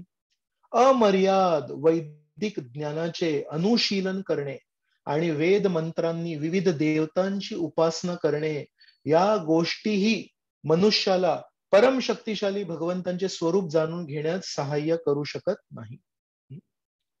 त्यामध्ये नारद मुनी सांगतायत वैदिक ज्ञानाचे अनुशीलन करणे, एकदम चोखपणे सर्व वैदिक नियमांचे पालन करणे, आणि सर्व विविध देवी देवतांची उपासना करून पण परमेश्वराला समजू शकत नाही. परमेश्वराला कसं समजू शकतो आपण? परमेश्वराला समजण्यासाठी आपल्याला केवळ वैष्णव आपल्याला मदत करू शकतात. तर म्हणून अनेक वेळा हा जरी कोणी म्हणत असेल आपल्याला की अरे देवी देवता पण आहेतच ना, तरी देवी देवता पण आपल्याला काही झालं तरी त्यांची पूजा आहेतच ना हिंदू धर्मात. हिंदू धर्मात असेल पण आपल्याला हे माहिती पाहिजे, जसं भक्ती विनोद ठाकूर एका भजनामध्ये म्हणतात, एखो न बुझिनू प्रभू तोमार चरण. त्याच्यामध्ये म्हणतात हे श्रीकृष्ण मी केवळ तुझ्या चरणांची सेवा करणार आहे. तर त्याच्यामध्ये एक ओळ येते, जे पद पाय्या रमा तपस्या कोरीला, जे पद पाय्या शिव शिवत्व लाभीला. जे पद पायी रमा तपस्या करेल. लक्ष्मीजींना जे चरण पाण्यासाठी तपस्या करावी लागली. आजही वृंदावनाच्या बाहेर श्रीवन आहे, बेलवन आहे, तिथे लक्ष्मी देवी तपस्या करतात. जे पद पाय्य शिव शिवत्व लाभिला, शिव म्हणजे शुभ. शंकरजींना शुभता कशी लाभली? परमेश्वराला चरण प्राप्त करून. पुढच्या ओळीमध्ये म्हणतात, जे पद पाय्या ब्रह्मा कृतार्थ होईला, जे पद नारद मुनी हृदय धोरीला. जे पद पाह्या ब्रह्मा कृतार्थ होईला. ब्रह्माजी ज्या चरणांचं दर्शन करून कृतार्थ झाले आणि जे चरण नारद मुनी नेहमी हृदयामध्ये घेऊन फिरतात, तर असे हे परमेश्वर आहेत ज्यांच्यामध्ये आणि देवतांमध्ये थोडा अंतर आहे. तर म्हणून आपण याला एका स्तरावर नाही आणू शकत. भक्तांच्या जीवनामध्ये, श्रीकृष्णांच्या वैष्णवांच्या जीवनामध्ये प्राथमिक स्तरामध्ये तरी कमीत कमी हा एक एक संघर्ष राहतो, की आतापर्यंत तर आम्ही असं ऐकलं होतं की हे पण आहेत, हे पण आहेत, हे पण आहेत. त्याच्यावर आपण भरपूर चर्चा केली. दुसरा एक संघर्ष भक्तांच्या जीवनामध्ये येतो, तो म्हणजे कारण आपल्याला नेहमी टोकाला जायची सवय असते. तर जेव्हा आपण हे असे श्लोक ऐकतो आणि भागवतामध्ये ऐकतो की सर्व देवी देवता हे नेहमी भगवंतांची पूजा करत असतात. जे पद पाह्य ब्रह्मा कृतार्थ होईला, जे पद पाह्य शिव शिवत्व लाभिला. मग असं वाटतं की आजपासून मग यांची काय गरज आहे, आजपासून यांना काय मान सन्मान द्यायचा आहे. आज आता तर मला स्वामी भेटले, जर स्वामी भेटले मग आता कोणाची काय गरज आहे. म्हणून कृष्ण लीलेमध्ये काही गोष्टी आहेत जे आपल्याला शिकवतात. ब्रह्म विमोहन लीला. ब्रह्माजी हे श्रीकृष्णांची परीक्षा करायला गेले तर स्वतः विमोहित झाले. ज्या व्यक्तींचं संपूर्ण शरीर हे बुद्धीने बनलंय ते पण विमोहित झाले. शंकरजी आपल्या भक्ताकडून लढण्यासाठी श्रीकृष्णांच्या विरुद्ध लढले. बाणासूर बली महाराजांचा मुलगा आहे, त्या बाणासुराने शंकरजींची खूप कृपा प्राप्त केली होती. वेगळी गोष्ट आहे, आपण त्याच्यात जाऊ नको. पण बाणासुराने श्रीकृष्णांशी युद्ध केलं आणि बाणासुराकडून लढण्यासाठी श्रीकृष्णांच्या विरुद्ध शंकरजी आले. कोण शंकरजी आहेत? जे पूर्ण सृष्टीचा प्रलय करतात. आणि श्रीकृष्णांसमोर जेव्हा आले तेव्हा श्रीकृष्णांनी या शंकरजींना पण पराजय दिला. आजपर्यंत शंकरजींना कधी कोणी पराजय नाही दिलाय, पण श्रीकृष्णांनी दिला. एक अशी पण गोष्ट आहे इंद्रदेवांची, त्यांना परमेश्वराने श्रीकृष्णांनी पूर्णपणे नम्र केलं. अजून एक गोष्ट आहे वरुण देवांची. वरुण देवांनी एकदा नंद महाराजांना त्यांच्या सेवकांनी धरलं आणि वरुण देवांच्या महलात नेलं, पाण्यामध्ये, यमुने नदीत. आणि तिथे मग श्रीकृष्ण आणि बलराम जेव्हा आले आपल्या वडिलांना शोधत शोधत, तेव्हा वरुण देवांनी नंद महाराजांच्या उपस्थितीत श्रीकृष्ण आणि बलराम यांची सेवा केली. आणि अजून एक गोष्ट आहे यमराज बद्दल. तर जेव्हा श्रीकृष्ण बलराम आणि सुदामा ब्राह्मण हे सांदीपनी मुनींच्या आश्रमात होते तेव्हा त्यांनी एकदा गुरु दक्षिणा मागितली की माझ्या मृत मुलाला घेऊन या. तेव्हा ते यमराजाकडे जेव्हा गेले तेव्हा यमराजांनी केवळ त्यांचा शंखनाद ऐकला सम्यमणीच्या बाहेर, आणि केवळ हा श्रीकृष्णांचा परमेश्वराचा शंखनाद हे ऐकून यमराज धावत पळत बाहेर आले आणि त्यांना सांगितलं की मी तुमची काय सेवा करू शकतो, आणि सांदीपनी मुनींचा जो मृत मुलगा होता तो त्यांना परत दिला. तर ह्या सर्व गोष्टी कृष्णलीलेमध्ये का आहेत? आपल्याला सांगण्यासाठी की आपण कधीही असं विचार नाही करायला पाहिजे की परमेश्वर आणि देवी देवता हे एकाच स्तरावर आहेत. उलट आपल्याला समजायला पाहिजे, दुसरी गोष्ट या सर्व लीलेतून आपल्याला समजतं की हे सर्व देवी देवता परमेश्वराचे दास आहेत. हे सर्व देवी देवता परमेश्वराची सेवा करण्यासाठी उत्सुक आहेत. मग जर हे सर्व श्रेष्ठ जीवात्मे आहेत आणि जर हे परमेश्वराची सेवा करू इच्छितात आणि परमेश्वराने त्या सर्वांना मोठे मोठे विभाग त्यांना दिले आहेत, जरी ते तत्वानुसार जीवात्मे आहेत, विष्णू नाही आहेत, पण कोणाला त्यांनी ऊर्जा विभाग दिलाय, कोणाला त्यांनी शिक्षण विभाग दिलाय, कोणाला त्यांनी हा विभाग वर्षा विभाग दिलाय. जर या सर्व जीवात्म्यांना एक एक विभाग दिलाय, याचा अर्थ जरी ते जीवात्मे आहेत तरी त्यांच्यामध्ये काहीतरी विशेष गुण आहे जो श्रीकृष्णांनी बघितलाय आणि त्यांना त्या विभागाचा प्रमुख केलंय. काय असेल तो गुण? त्यांच्यामध्ये बऱ्याच सीमा असतील, त्यांच्यामध्ये जरा बऱ्याच मर्यादा असतील आणि आपण त्या मर्यादांवर चर्चा केली. पण त्यांच्यामध्ये असा एक काहीतरी गुण आहे की परमेश्वरला वाटतं हे माझ्या प्रती एकनिष्ठ आहेत, हे माझी सेवा सोडत नाहीत. यांना कधी मी रागावतो, यांनी कधी चूक केल्यावर कधी कधी यांना शिक्षाही देतो, पण कितीही काही झालं तरी हे माझ्या विरुद्ध कधी जात नाहीत. आणि जेव्हा पण त्यांना त्रास होतो तेव्हा वडिलांकडे येतात, म्हणतात की हे वडील या परिस्थितीत तुमचं काय मार्गदर्शन आहे, मी काय करू शकतो. तर कुठेतरी या जीवात्म्यांनी परमेश्वराचा विश्वास जिंकलाय आणि कुठेतरी एवढा असा विश्वास जिंकलाय आणि त्याच्यामध्ये एक थोडीशी नियंत्रकाची पण एक प्रवृत्ती आहे तेव्हा परमेश्वर काय म्हणतात, तसंही या भौतिक जगाचं नियंत्रण करण्यासाठी मला कोणतरी पाहिजे. तर यांच्यामध्ये नियंत्रकाची प्रवृत्ती पण आहे, दुसऱ्यांवर राज्य करण्याची प्रवृत्ती पण आहे आणि विश्वासू पण आहेत. तर मग छान नियंत्रक असणारे राक्षस असतील, खूप छान मॅनेजमेंट करतात, पण त्यांची परमेश्वराविरुद्ध जायची जर प्रवृत्ती असेल तर परमेश्वर त्यांना कधी ना नियंत्रण देत नाहीत. पण ज्यांना नियंत्रण करण्याची प्रवृत्ती आहे, पण एकनिष्ठ आहेत, त्यांना देवतांचं स्थान देतात. याच्यातून आपण शिकू शकतो, या सर्व देवी देवतांमध्ये जरी स्वरूप असेल की ते जीवात्मे आहेत, पण कुठेतरी आपल्या एकनिष्ठतेने त्यांनी परमेश्वराची कृपा प्राप्त केली आणि म्हणून परमेश्वराने एकेका विभागाचे त्यांना प्रमुख केले. अजून एक गोष्ट याच्यात आपल्यासाठी शिकण्यासाठी आहे की जर आपण एकनिष्ठ असू, पण जर आपल्यामध्ये नियंत्रकाची प्रवृत्ती असेल, लोकांवर नियंत्रण करण्याची प्रवृत्ती असेल, तर परमेश्वर कदाचित आपल्याला गोलोकमध्ये प्रवेश नाही देतील, आपल्याला पण या ब्रह्मांडामध्ये कुठल्या तरी एका देवी देवताचं स्थान देतील. कारण गोलोक वृंदावनामध्ये पहिली शिकवण श्री चैतन्य महाप्रभूंनी सनातन गोस्वामींना जी दिली, सनातन गोस्वामींनी त्यांना म्हटलं के आम्ही केने आमारे जारे तापत्रय इहा नाही जाणी केमोने हित होय. म्हणतात मी कोण आहे आणि माझ्या जीवनामध्ये 3 प्रकारचे ताप काय येतात हेच मला माहिती नाही. इहा नाही जाणी केमोने हित होय. ह्या 2 गोष्टीच मला माहिती नाहीयेत जर, तर मग बाकी सर्व गोष्टी ऐकून काय फायदा आहे? तर तेव्हा पहिले शब्द श्रीकृष्ण चैतन्य महाप्रभू सनातन गोस्वामींना काय म्हणतात?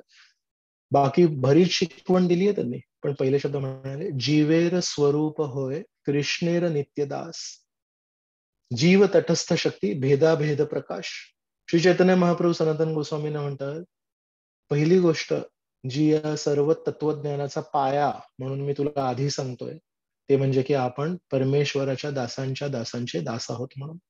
तर नियंत्रकाची ज्याची प्रवृत्ती आहे आणि जर तो एकनिष्ठ आहे, तर एक स्थान त्यासाठी वेगळं उपलब्ध आहे. या ब्रह्मांडामध्ये तुम्ही देवी देवता बनू शकता. पण जर आपण दासत्व स्वीकारलं आणि विशेष म्हणजे दासांचं दासत्व जर स्वीकारलं, तर श्री चैतन्य महाप्रभूंच्या शिकवणी अनुसार आपल्याला आध्यात्मिक जगतामध्ये प्रवेश मिळू शकतो. तर जे लोक देवी देवतांची अवहेलना करतात, आणि आपण निंदकांबद्दल नाही बोलत आहे, आपण वैष्णवांबद्दल बोलतोय, ज्यांनी केवळ एकच बाजू ऐकली की परमेश्वर श्रेष्ठ आहेत आणि देवी देवता त्यांच्या अधीन आहेत. तर दुसऱ्या टोकाला जाणं पण आपल्यासाठी अयोग्य आहे, आणि ते आहे की देवी देवतांची निंदा करणं. तर देवी देवतांची निंदा करणं म्हणजे काय? ज्या दिवशी आपल्या लक्षात आलं की हात हा पूर्ण शरीर नाहीये, हात हा शरीराचा एक अवयव आहे. आतापर्यंत केवळ आपल्याला हातच दिसत होता. कदाचित कोणी प्राणी असेल, त्या प्राण्याला जेव्हा आपण खाऊ घालतो तेव्हा त्याला एकच दिसतं की हा हात आपल्याला खाऊ घालतोय. कुत्रा असेल, त्याला केवळ हातच माहितीये. तर ज्या दिवशी त्याला प्रकाश झाला बुद्धीमध्ये आणि त्याला लक्षात आलं की हात हा एक अवयव आहे आणि पूर्ण शरीर मोठं आहे, त्या दिवशीपासून जर त्यांनी ठरवलं, अरे असं आहे होय, आजपर्यंत मला माहितीच नव्हतं, त्यांनी त्या दिवशीपासून जर त्या हाताला चावायला सुरुवात केली, जर त्या हाताची त्यांनी अवहेलना केली, त्या हाताचा जर तिरस्कार केला, तर जो हात त्याला खाऊ घालत होता, तो हात त्याला छडीने मारू पण शकतो. म्हणून हे एक चूक आहे म्हणणं की हा हातच संपूर्ण शरीर आहे. पण दुसरी पण चूक आहे की जर हा हात पूर्ण शरीर नाहीये, तर मग या हाताला मान सन्मान द्यायची काय गरज आहे? आतापर्यंत त्या हाताला मान सन्मान दिला, आजपासून त्या हाताला आपण तिरस्कार करू नये. तो हात शरीर नाही आहे, पण तो हात त्या शरीराचा एक अवयव आहे, तो त्या हाताचा एक घटक आहे, तो एक भाग आहे, म्हणून आपण त्याला तिरस्कार करू शकत नाही. म्हणून अजून कोण लोक आहेत जे देवतांना पूजा करतील, हम्म, किंवा ते समजल्यानंतर देवतांची अवहेलना करतील, ज्यांना हे माहिती नाहीये की खरं आध्यात्मिक ज्ञान किंवा खरी आध्यात्मिक प्रगती याची काय व्याख्या आहे. तर कधी कधी दुःखाची गोष्ट आहे, पण बरेच धर्मगुरू आहेत, हम्म, किंवा साधू संत आहेत, ते पण शिष्यांना दीक्षा का देतात? तर केवळ त्यांच्याकडून धनसंचय करण्यासाठी, त्यांच्याकडून एक दक्षिणा मिळेल, आपला एक फोटो लागेल त्यांच्या घरी, बस झालं. किती गुरूंना खरोखर प्रामाणिक इच्छा आहे की माझ्या शिष्याची आध्यात्मिक प्रगती व्हायला पाहिजे. आणि वास्तविक आध्यात्मिक प्रगती म्हणजे आर्थिक प्रगती नव्हे, पण अनेक वेळा अनेक धर्मांमध्ये देखील परमेश्वराला आपण प्रिय आहोत याचं गुण, याचं चिन्ह काय मानलं जातं? की आपल्याकडे आर्थिक प्रगती आहे का? ज्याच्याकडे आर्थिक ऐश्वर्य आहे त्याच्यावर आपण पण बघतो बघा, कोणी श्रीमंत असले तर त्यांना म्हणतो, अहो तुमच्यावर भगवंतांची कृपा दिसते, देवतांची पूजा कृपा दिसते. मग जे गरीब आहेत त्यांच्यावर भगवंतांची कृपा नाहीये याचा अर्थ. आणि ज्या क्षणी कोणाचं भौतिक ऐश्वर्य बघून, मोठं घर, मोठी गाडी बघून आपण म्हणतो, यांच्यावर भगवंतांची कृपा आहे. आपण किती मोठा भ्रम निर्माण करतोय. याचा अर्थ ज्यांच्याकडे जास्ती पैसे नाहीये ते भगवंतांना प्रिय नाहीये. भगवंतां भगवंतांच्या कृपेचं चिन्ह हे भौतिक प्रगती आहे का? भौ भगवंतांच्या कृपेचं चिन्ह हे आहे त्या व्यक्तीमध्ये असणारे चांगले गुण, त्या व्यक्तीमध्ये असणारे परमेश्वराप्रती त्याचं आकर्षण. जसं वामनदेव 8व्या स्कंदामध्ये एक छान श्लोक म्हणतात. आता मला तो श्लोक आठवत नाहीये, पण म्हणतात ज्या व्यक्तींकडे ऐश्वर्य आहे, मी तो श्लोक आजच्या लेक्चर नंतर आपल्या ऑफिशियल ग्रुपवर टाकीन, पण म्हणतात यदी न भवेत स्तंभ तद अस्ति मद अनुग्रहात. दुसरी ओळ मला आठवते की ज्याच्याकडे ऐश्वर्य आहे, ज्याच्याकडे रूप आहे, ज्याच्याकडे विद्या आहे, न भवेत स्तंभ. स्तंभ म्हणजे गर्व. जर या एखाद्या व्यक्तीला तुम्ही या जगामध्ये बघितलं ज्याच्याकडे ऐश्वर्य आहे, विद्या आहे, रूप आहे, सर्व काही आहे, पण त्याच्याकडे गर्व नाहीये, तर म्हणतात तद अस्ति मद अनुग्रहात, ती माझी कृपा समजा. ते वामनदेव आपल्याला सांगता येतं, मी तो श्लोक टाकीन. पण भागवतामध्ये हे आपल्याला उत्तर मिळतात. भगवंतांची कृपा कोणावर आहे हे कसं कळेल आपल्याला? भगवंतांची कृपा कोणावर आहे? ज्याच्या हृदयामध्ये गर्व नाहीये, जो सर्व गुण संपन्न आहे, पण त्या सर्व गुण संपन्नाचा तो स्वतःला स्रोत नाही मानत. सर्व गुण संपन्न असूनही तो व्यक्ती म्हणतो की परमेश्वराची कृपा आहे, गुरूंची कृपा आहे, प्रभुपदांची कृपा आहे, आपल्या आचार्यांची कृपा आहे. आणि त्यांची कृपा नसल्यावर आपण काय होणार? आपण कठपुतळी होणार. ती कठपुतळी किती नाचते? जेवढे दोरे खेचले जातात तेवढे. लाकडाच्या कठपुतळीमध्ये कुठे प्राण आहे? लोकांना वाटतं प्राण आहे, लोकांना वाटतं अरे हात उंच होत आहेत, पाय उंच होत आहेत, तोंड पण चालतंय, पण ते दोरे कोण खेचतंय? परमेश्वर खेचतंय. तर म्हणून जेव्हापर्यंत आपण भागवताचा प्रचार करणार नाही, जेव्हापर्यंत हा प्रवचन ऐकणाऱ्या प्रत्येक व्यक्तीने हे ठरवत नाही की आपल्याला प्रचार करायला लागेल, आपल्याला हे खरं तत्वज्ञान लोकांपर्यंत द्यायला लागेल, तेव्हापर्यंत लोकांना वाटतं ज्यांच्याकडे आर्थिक प्रगती आहे, ज्यांच्याकडे आर्थिक सुव्यवस्था आहे, त्यांच्यावर परमेश्वराची कृपा झाली आहे. आणि अशा प्रकारचे भ्रामक तत्वज्ञान या जगामध्ये फिरत आहेत. म्हणून कलौ नष्ट दीर्षामेषा पुराणो अर्को अधुनोदित. भागवताची स्तुती करताना पहिल्या स्कंदामध्ये म्हणतात कलौ नष्ट दृशामेषा, कलयुगामध्ये दृष्टी नष्ट झालीये, पुराण अर्क आणि सूर्य समान पुराण, भागवत पुराण अधुनोदित, आता याचा उदय झालाय. हा जो भागवत सूर्यासमान पुराण आहे तो सत्ययुगामध्ये नाही, त्याचा उदय झालाय या सूर्याचा उदय झालाय कलियुगाच्या सुरुवातीला, कारण या कलियुगामध्ये अंधकार आहे आणि या अंधकाराला नष्ट करण्यासाठी भागवत हे आपल्याला मदत करत आहे. म्हणून आपल्याला माहिती पाहिजे की भौतिक प्रगती हे परमेश्वराच्या कृपेचं चिन्ह नव्हे. भौतिक प्रगती कोणाला मिळते? अनेक वेळा जे देवी देवतांचे उपासक असतात, तर देवी देवतांना काय सांगितलंय? तुमची जी पूजा करतील जी लोक, त्यांना तुम्ही तसे तसे फळ द्या. गीतेमध्ये श्रीकृष्ण म्हणतात इष्टान भोगान ही वो देवा, ज्यांना ज्यांना भोग करायची इच्छा आहे, इष्टान भोगान ही वो देवा, त्या देवतांना ते लोक त्यांची पूजा करतात.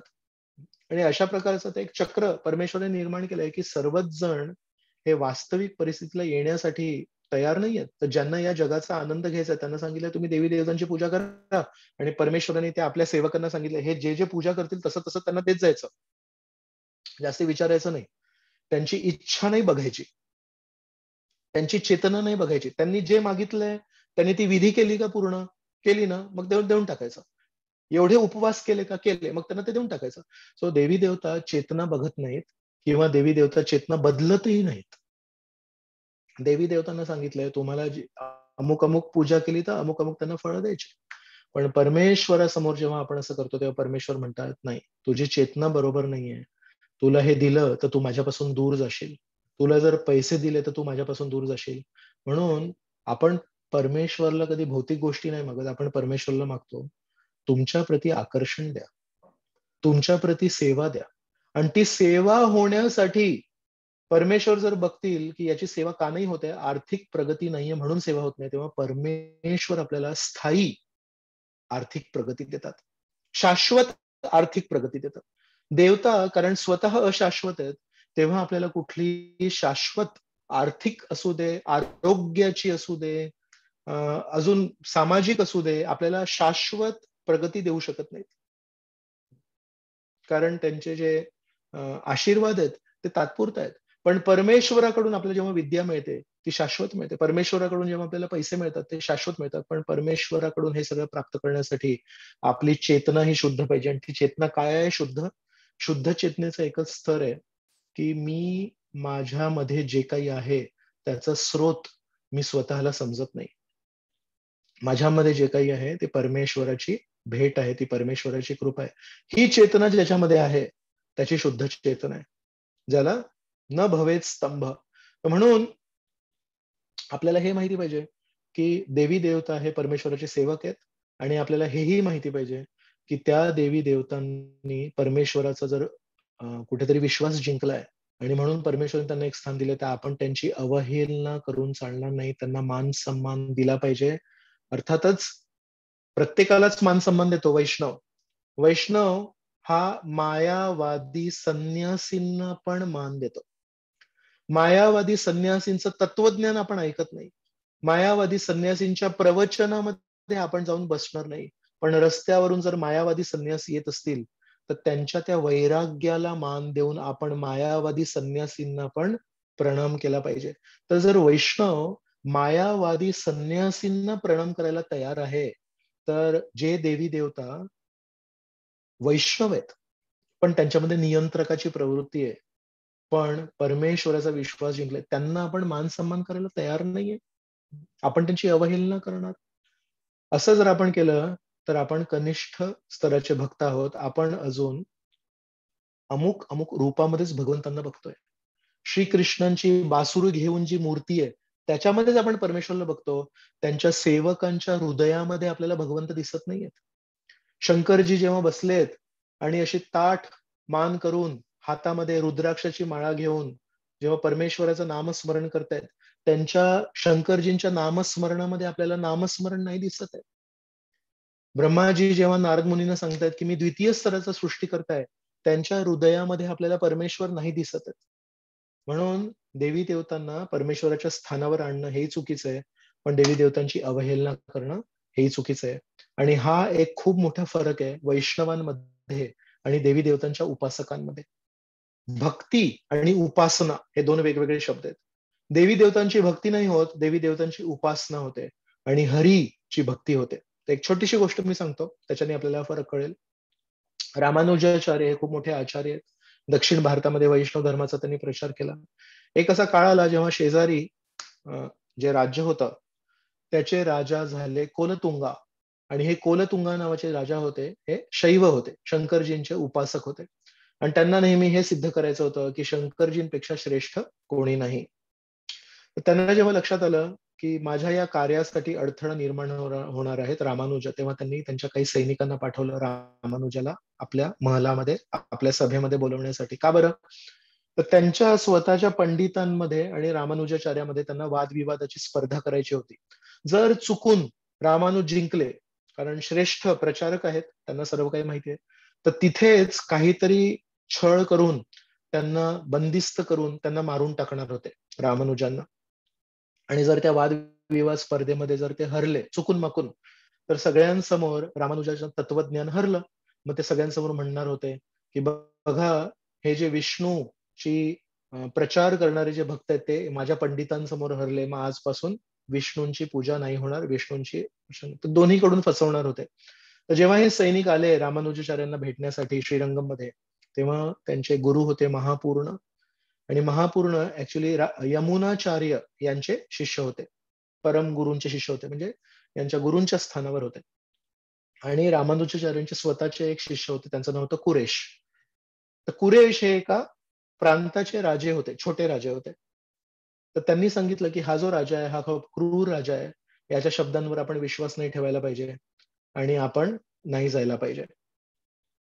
तर हे ऐकून त्यांनी काय युक्ती दिली, त्यांनी सांगितलं की हे रामानुज, तुम्ही संन्यासी आहात आणि आम्ही गृहस्थ आहोत. आमचे कपडे पांढरे आहेत आणि तुमचे कपडे भगवे आहेत. तर म्हणाले, तुमचं जगणं हे खूप महत्वाचं आहे. तुमच्याकडून अनेक अनेक लोकांना प्रेरणा मिळते. आम्ही तिथे जातो आणि आम्ही आमचं कर्तव्य करतो. आम्हाला तुमचे भगवे कपडे द्या. आणि खूप विनवण्या केल्यानंतर, अनेक भक्तांनी विनवण्या केल्यानंतर रामानुजाचार्यांनी पांढरे कपडे घातले आणि तिथून पळ काढला. आणि तिथून मग ते मेलकोटेला गेले होते. आणि आपण 2015च्या डिसेंबर महिन्यामध्ये, डिसेंबर नाही, 2016च्या मे महिन्यामध्ये आपण मेलकोटे इथे यात्रेला गेलो होतो. तर रामानुजाचार्य त्या कोलतुंगाकडून पळून पांढरे कपडे घालून मेलकोटेला आले होते आणि तिथे 13 वर्ष तिथे राहिले, अज्ञातवासात एका अर्थाने. तेव्हा कुरेश जे आहेत त्यांनी भगवे कपडे घातले. आणि सैनिकांना तर माहिती नाही रामानुज कोण आहेत म्हणून, कसे दिसतात म्हणून. तेव्हा काही सोशल मीडिया वगैरे एवढं नव्हतं. तर हे दोघं, महापूर्ण आणि कुरेश, जे रामानुजाचार्यांचे वस्त्र घातले, हे त्या सभेमध्ये गेले. आणि त्या सभेमध्ये त्यांनी भरपूर वादविवाद केला. आणि त्या वादविवादामध्ये त्यांनी हे पटवून दाखवलं की विष्णू हे नेहमी शंकरजींपेक्षा कसे श्रेष्ठ आहेत आणि शंकरजी हे नेहमी विष्णूंवर ध्यान करत असतात म्हणून. त्या कोलतुंगा राजाला हे अजिबात पटलं नाही. आणि कोलतुंगा राजाने एका वेळी त्यांना बंदी बनवलं आणि त्यांना सांगितलं, आपल्या सैनिकांना एक क्रूर कृत्य केलं की त्यांनी या दोघांचे डोळे फोडले आणि त्या लोकांना सोडून दिलं. तर एका जंगलातून महापूर्ण आणि कुरेश जात आहेत, दोघांचे डोळे नाही आहेत. आणि महापूर्ण या जगातून त्या अवस्थेमध्ये निघून गेले. पण निघून जाताना त्यांनी एक भगवंतांना प्रार्थना केली की या राजाला तुम्ही माफ करा म्हणून. तर ज्यांनी त्यांचे डोळे फोडले, ज्यांनी त्यांच्या गुरूंना भगवे कपडे सोडून पांढऱ्या कपड्यामध्ये यायला एका अर्थाने विवश केलं, त्याच्यासाठी पण महापूर्ण म्हणाले की त्या राजाला तुम्ही माफ करा. पण तो राजा काही दिवसांनी मरण पावला. आणि त्या राजाचा एक मुलगा होता विक्रम म्हणून. आणि त्या विक्रम राजाने नंतर रामानुजांकडून दीक्षा घेतली. पण तो राजा काही दिवसांनी मरण पावला. मग आता कुरेश आहेत, कुरेश त्या जंगलातून बाहेर पडले, त्यांचे पण डोळे फुटले होते. तर मग रामानुजांना नंतर लक्षात आलं की कुरेश सोबत माझं प्रतिनिधित्व केल्यामुळे अशी वाईट अवस्था झाली. तर रामानुजाचार्यांनी भगवंतांना प्रार्थना केली आणि म्हणाले की कृपया तुम्ही याला कृपा द्या.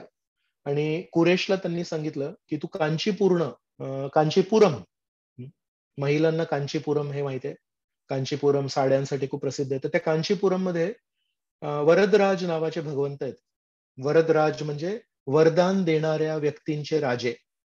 तर हे वरदराज आहे, या वरदराजांची तुम्ही सेवा करा आणि हे वरदराज तुम्हाला कृपा देतील. तर कुरेश हे वरदराजांची सेवा करत होते. वरदराज एकदा त्यांच्या समोर आले, त्यांना डोळे नाहीयेत, पण म्हणाले मला तुला काहीतरी कृपा द्यायची आहे. कारण रामानुजाचार्यांनी त्यांच्या वतीने प्रार्थना केली होती. तर ते म्हणाले नाही मला काही नको. म्हणजे नाही, मला तुला काहीतरी द्यायचंय, काहीतरी माग. तेव्हा त्यांनी सांगितलं की ज्या राजानी माझ्या गुरूंना त्रास दिला, त्याला माझ्या गुरूंविरुद्ध भडकवण्यासाठी एका व्यक्तीचा हात होता. त्याचं नाव होतं चाटुग्राम. चाटुग्राम नावाचा एक व्यक्ती होता, ज्यांनी त्या राजाचे कान भरले होते आणि नंतर त्यांनी एवढं सगळं कारस्थान रचलं होतं. त्याला सांगितलं त्या चाटुग्रामला तुम्ही माफ करा. तर वरदराजांनी त्याला वरदान दिलं की मी चाटुग्रामला माफ करतो म्हणून. मग म्हणाले पण तू तुझ्यासाठी काही नाही मागितलंस. मला रामानुजाचार्यांनी सांगितलं की तुला काहीतरी वरदान द्यायचंय. तर मी ते म्हणाले नाही, मी मागितलं ना तुम्हाला. म्हणजे नाही नाही, मला माग अजून काहीतरी. म्हणाले ज्या व्यक्तींनी माझे डोळे फोडले त्यांना तुम्ही माफ करा. वरदराज म्हणाले ते पण माफ करतो, पण मला आता तुला काहीतरी द्यायचंय. सांग, मला तुला काहीतरी द्यायचंय. मग तेव्हा त्यांनी काय वरदान मागितलं असेल. म्हणाले की मी आंधळा आहे, पण मला माझ्या गुरूंचं शरीर, माझ्या गुरूंचं रूप बघण्याची दृष्टी द्या. तर त्यांना या जगामध्ये झाडं नव्हते बघायचे, पर्वत नव्हते बघायचे, एका अर्थाने भगवंतांचं रूप पण नव्हतं बघायचं. त्यांनी एकच वरदान मागितलं की माझे गुरु रामानुजाचार्य आहेत, त्यांचं दिव्य रूप बघण्याची मला दृष्टी द्या. आणि परमेश्वराने ती दृष्टी दिली त्यांना. आणि नंतर जेव्हा त्यांची आणि रामानुजाचार्यांची जेव्हा भेट झाली, जेव्हा त्या अज्ञातवासातून रामानुजाचार्य परतले, तेव्हा रामानुजाचार्यांनी भगवंतांना प्रार्थना केली आणि म्हणाले, यांना तुम्ही बघण्याची पण दृष्टी द्या. आणि त्या दिवशीपासून कुरेश केवळ गुरूंना नव्हते बघत, तर परमेश्वराला पण बघत होते. तर ही गोष्ट का सांगितली, की कुठे हे वैष्णव आहेत जे त्यांना मारणाऱ्या व्यक्तीला वरदान देण्यासाठी याचना करतायत. कुठे प्रल्हाद महाराज आहेत, जेव्हा नरसिंहदेव त्यांना विचारतायत की प्रल्हाद, मला तुला काहीतरी द्यायचंय, काहीतरी माग, तेव्हा प्रल्हाद महाराज म्हणतात, ज्या वडिलांनी तुम्हाला भरपूर त्रास दिला त्यांना माफ करा. आणि कुठे नरसिंहदेव आहेत जे म्हणतात की ते तुझे वडील आहेत ना, त्यांनी किती मला त्रास दिला असेल पण तुझे वडील आहेत ना, तर त्यांना मी आधीच माफ केलंय, 21 पिढ्यांना मी तुझ्या मुक्ती दिली आहे. तर कुठे हे वैष्णव आहेत जे देवी देवतांच्या उपासकांना, जे त्यांना त्यांच्या तत्वज्ञानामुळे केवळ रामानुज हे विष्णूंची भक्ती करतात म्हणून त्यांना डोळे फोडायला तयार आहेत, एका संन्यासीला मारायला तयार आहेत. का बरं? कारण तुम्ही शंकरजींची पूजा नाही करत आहे. तर कुठे हे देवतांच्या उपासकांची वृत्ती आणि कुठेही वैष्णवांची वृत्ती, जे त्या राजाची माफ करण्यासाठी मागतायत, जे चाटुग्रामला माफ करण्यासाठी मागतायत, जे त्या डोळे फोडणाऱ्या क्रूर सैनिकांना माफ करण्याशी मागतायत. तर ह्या सर्व गोष्टी आपल्याला का सांगण्यात आल्या आहेत आणि अशा प्रकारचे श्रेष्ठ वैष्णव या जगात का आलेत, आपल्याला हे सांगण्यासाठी आपण कधीही वैष्णव म्हणून विशाल दृष्टिकोन ठेवायला पाहिजे. जेवढे आपण संकुचित दृष्टिकोन ठेवू, तेवढं आपण उपासनेच्या दृष्टीने, आपण उपासनेच्या दिशेने चाललोय. आणि जेवढा आपण विस्तारित दृष्टिकोन ठेवू, तेवढ्या आपण भक्तीच्या दृष्टिकोनाने चाललोय. म्हणून विशेष परमेश्वर श्रीकृष्ण आणि ते श्रीकृष्ण श्री चैतन्य महाप्रभूंच्या रूपात जेव्हा या जगात आले, तेव्हा श्री चैतन्य महाप्रभूंच्या परंपरेमध्ये, शिल प्रभुपादांच्या परंपरेमध्ये, शिल प्रभुपादांनी कधी काही भेदभाव नाही केला. काही प्रभुपादांचे शिष्य आहेत जे लहानपणी, कारण अमेरिकेमध्ये जन्मले होते, त्यांनी गायींचं मांस खाल्लंय, कारण त्यांच्या संस्कृतीमध्ये गायीला मान नाहीये. गायींचं मांस खाणाऱ्या व्यक्तीला पण प्रभुपादांनी दीक्षा दिली आहे, याचा अर्थ त्यांचे पाप श्रील प्रभुपादांनी आपल्यावर स्वीकार केलेत आणि त्यांना शुद्ध हृदय दिलंय. याला म्हणतात वैष्णव. म्हणून इतिहासात काहीही झालं असेल, पण त्या इतिहासाचं मोठं बाऊ न करता, आज जर तो व्यक्ती बदलायला तयार असेल, प्रामाणिकपणे जर शरण घ्यायला तयार असेल, तर त्याला शरण देणे हे प्रत्येक वैष्णवाचं कर्तव्य आहे. प्रल्हादानी ते केलंय, रामानुजाचार्यांनी केलंय, कुरेशनी पण ते केलंय आणि अनेक अनेक इतर वैष्णवांनी पण केलंय, श्रील हरिदास ठाकूरांनी पण केलंय.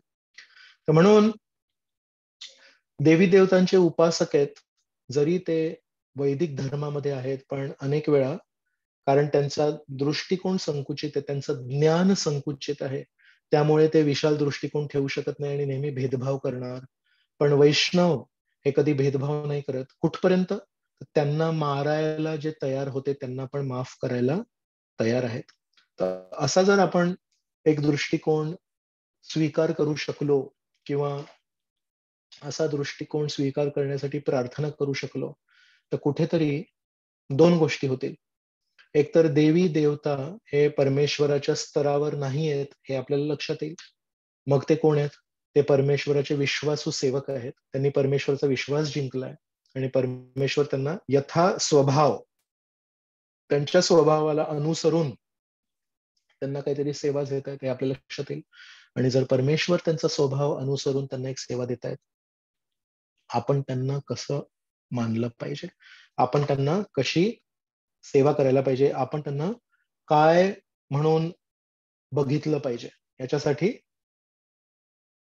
काहीतरी तुम्हाला मला दाखवायचं आहे. तर हरिनाम चिंतामणी आहे, आणि हरिनाम चिंतामणी मध्ये श्री चैतन्य महाप्रभू हे श्रील हरिदास ठाकूरांशी चर्चा करतायत. जस्ट एक मिनिट. हरिनाम चिंतामणी मध्ये श्रील हरिदास ठाकूर आणि श्री चैतन्य महाप्रभू चर्चा करतायत, आणि त्यामध्ये जेव्हा या नाम अपराधाची चर्चा, तर त्याच्यामध्ये त्या संवादामध्ये श्री चैतन्य महाप्रभू हरिदास ठाकूरांना विचारतात की या नाम अपराधाबद्दल तुमचं काय म्हणणं आहे.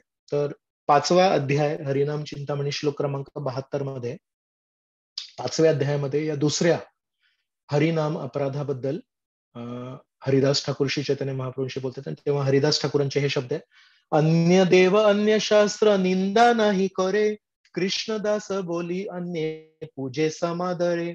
कृष्ण भक्त देवतांची किंवा अन्य शास्त्रांची निंदा नाही करत. कृष्णदास बोली हे तर सर्व श्री कृष्णांचे सेवक आहेत, हे कृष्णदास आहेत असे म्हणत तो कृष्ण भक्त त्यांना पूजतो व त्यांचा आदर करतो. कसं? कृष्णदास बोली, हा कृष्णांचा दास आहे, मग यांचा मी कसा अपमान करू शकतो? आणि मग 74 मध्ये अजून काहीतरी सांगतात आपल्याला, यथा यथा अन्य देव करे न दर्शन, कृष्णदास बोली तारे करे न वंदन. अनेक वैष्णवांच्या मनामध्ये हा प्रश्न असतो की देवी देवतांच्या मंदिरात आपण जायचं का? तर तिथे म्हणतात यथा यथा अन्य देव करे न दर्शन, जेव्हा केव्हा तो देवतांची मूर्तींचे दर्शन करतो तेव्हा तो म्हणतो कृष्णदास बोली, कृष्णदास येथे तारे करे न वंदन, तेव्हा तो हे तर सर्व श्रीकृष्णांचे सेवक आहेत असे म्हणत त्यांना आदरपूर्वक प्रणाम करतो, वंदन करतो.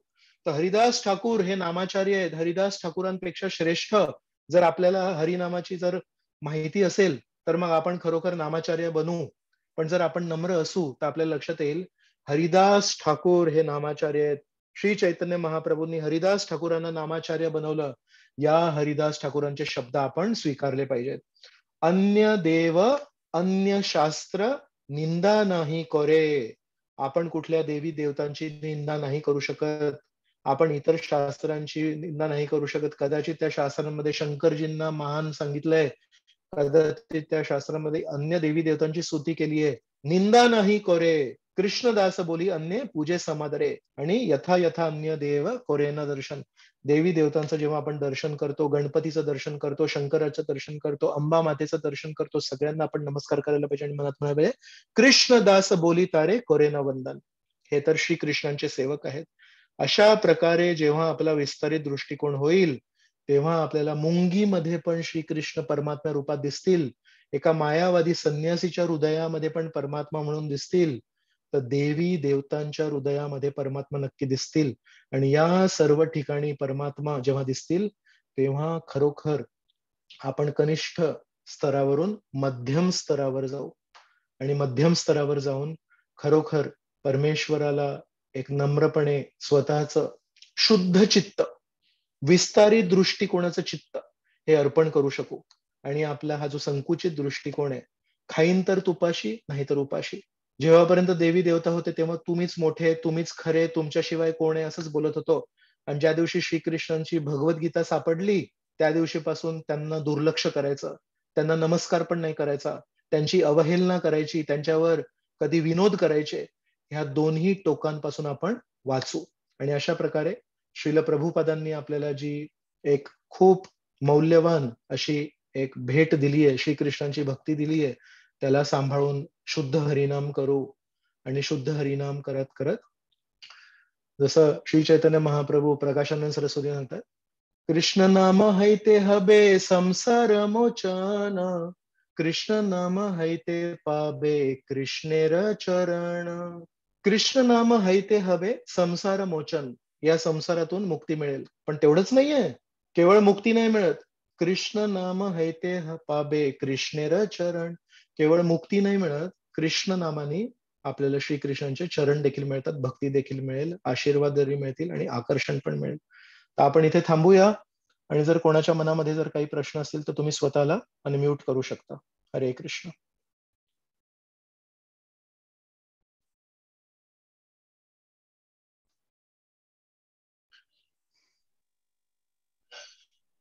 हरे कृष्ण प्रभूजी, दंडवत प्रणाम.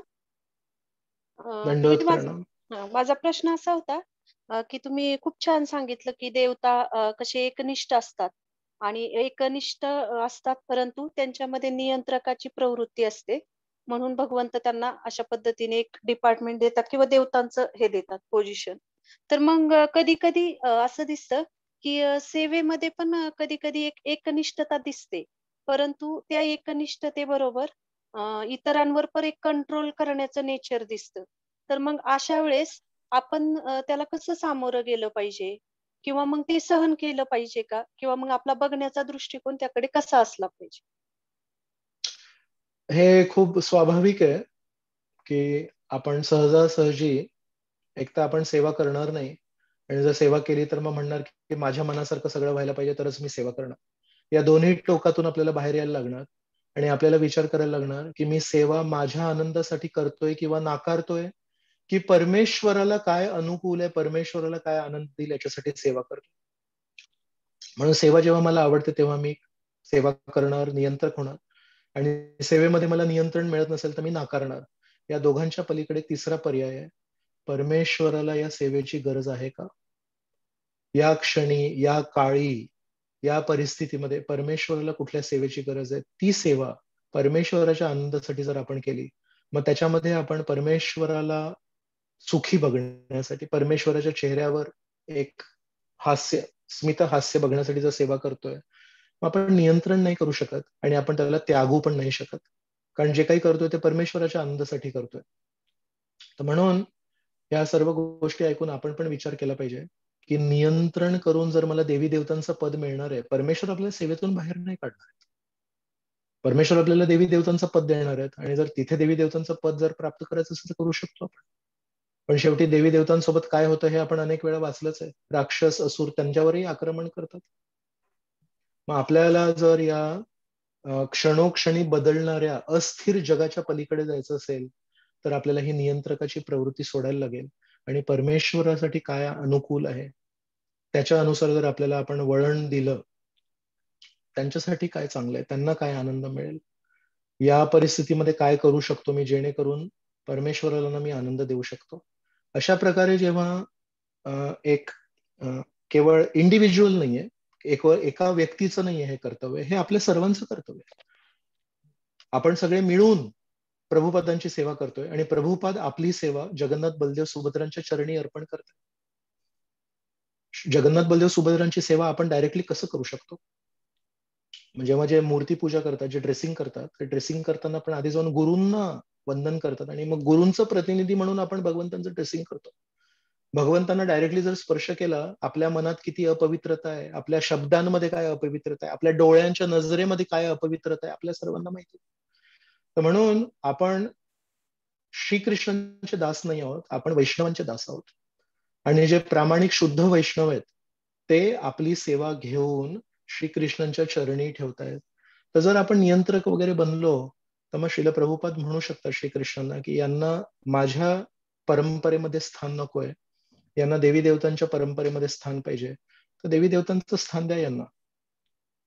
पण जर आपल्याला प्रभुपादांच्या परंपरेमध्ये स्थान पाहिजे असेल, आपल्याला ते हळूहळू स्वतःला वळण द्यायला लागेल. कमीत कमी आपण जाणीव तरी आपल्याला व्हायला पाहिजे की मी जे काही नियंत्रण करतोय ते माझं वर्चस्व दाखवण्यासाठी करतोय, की कोणाला तरी पुढाकार घ्यायला लागेल म्हणून करतोय.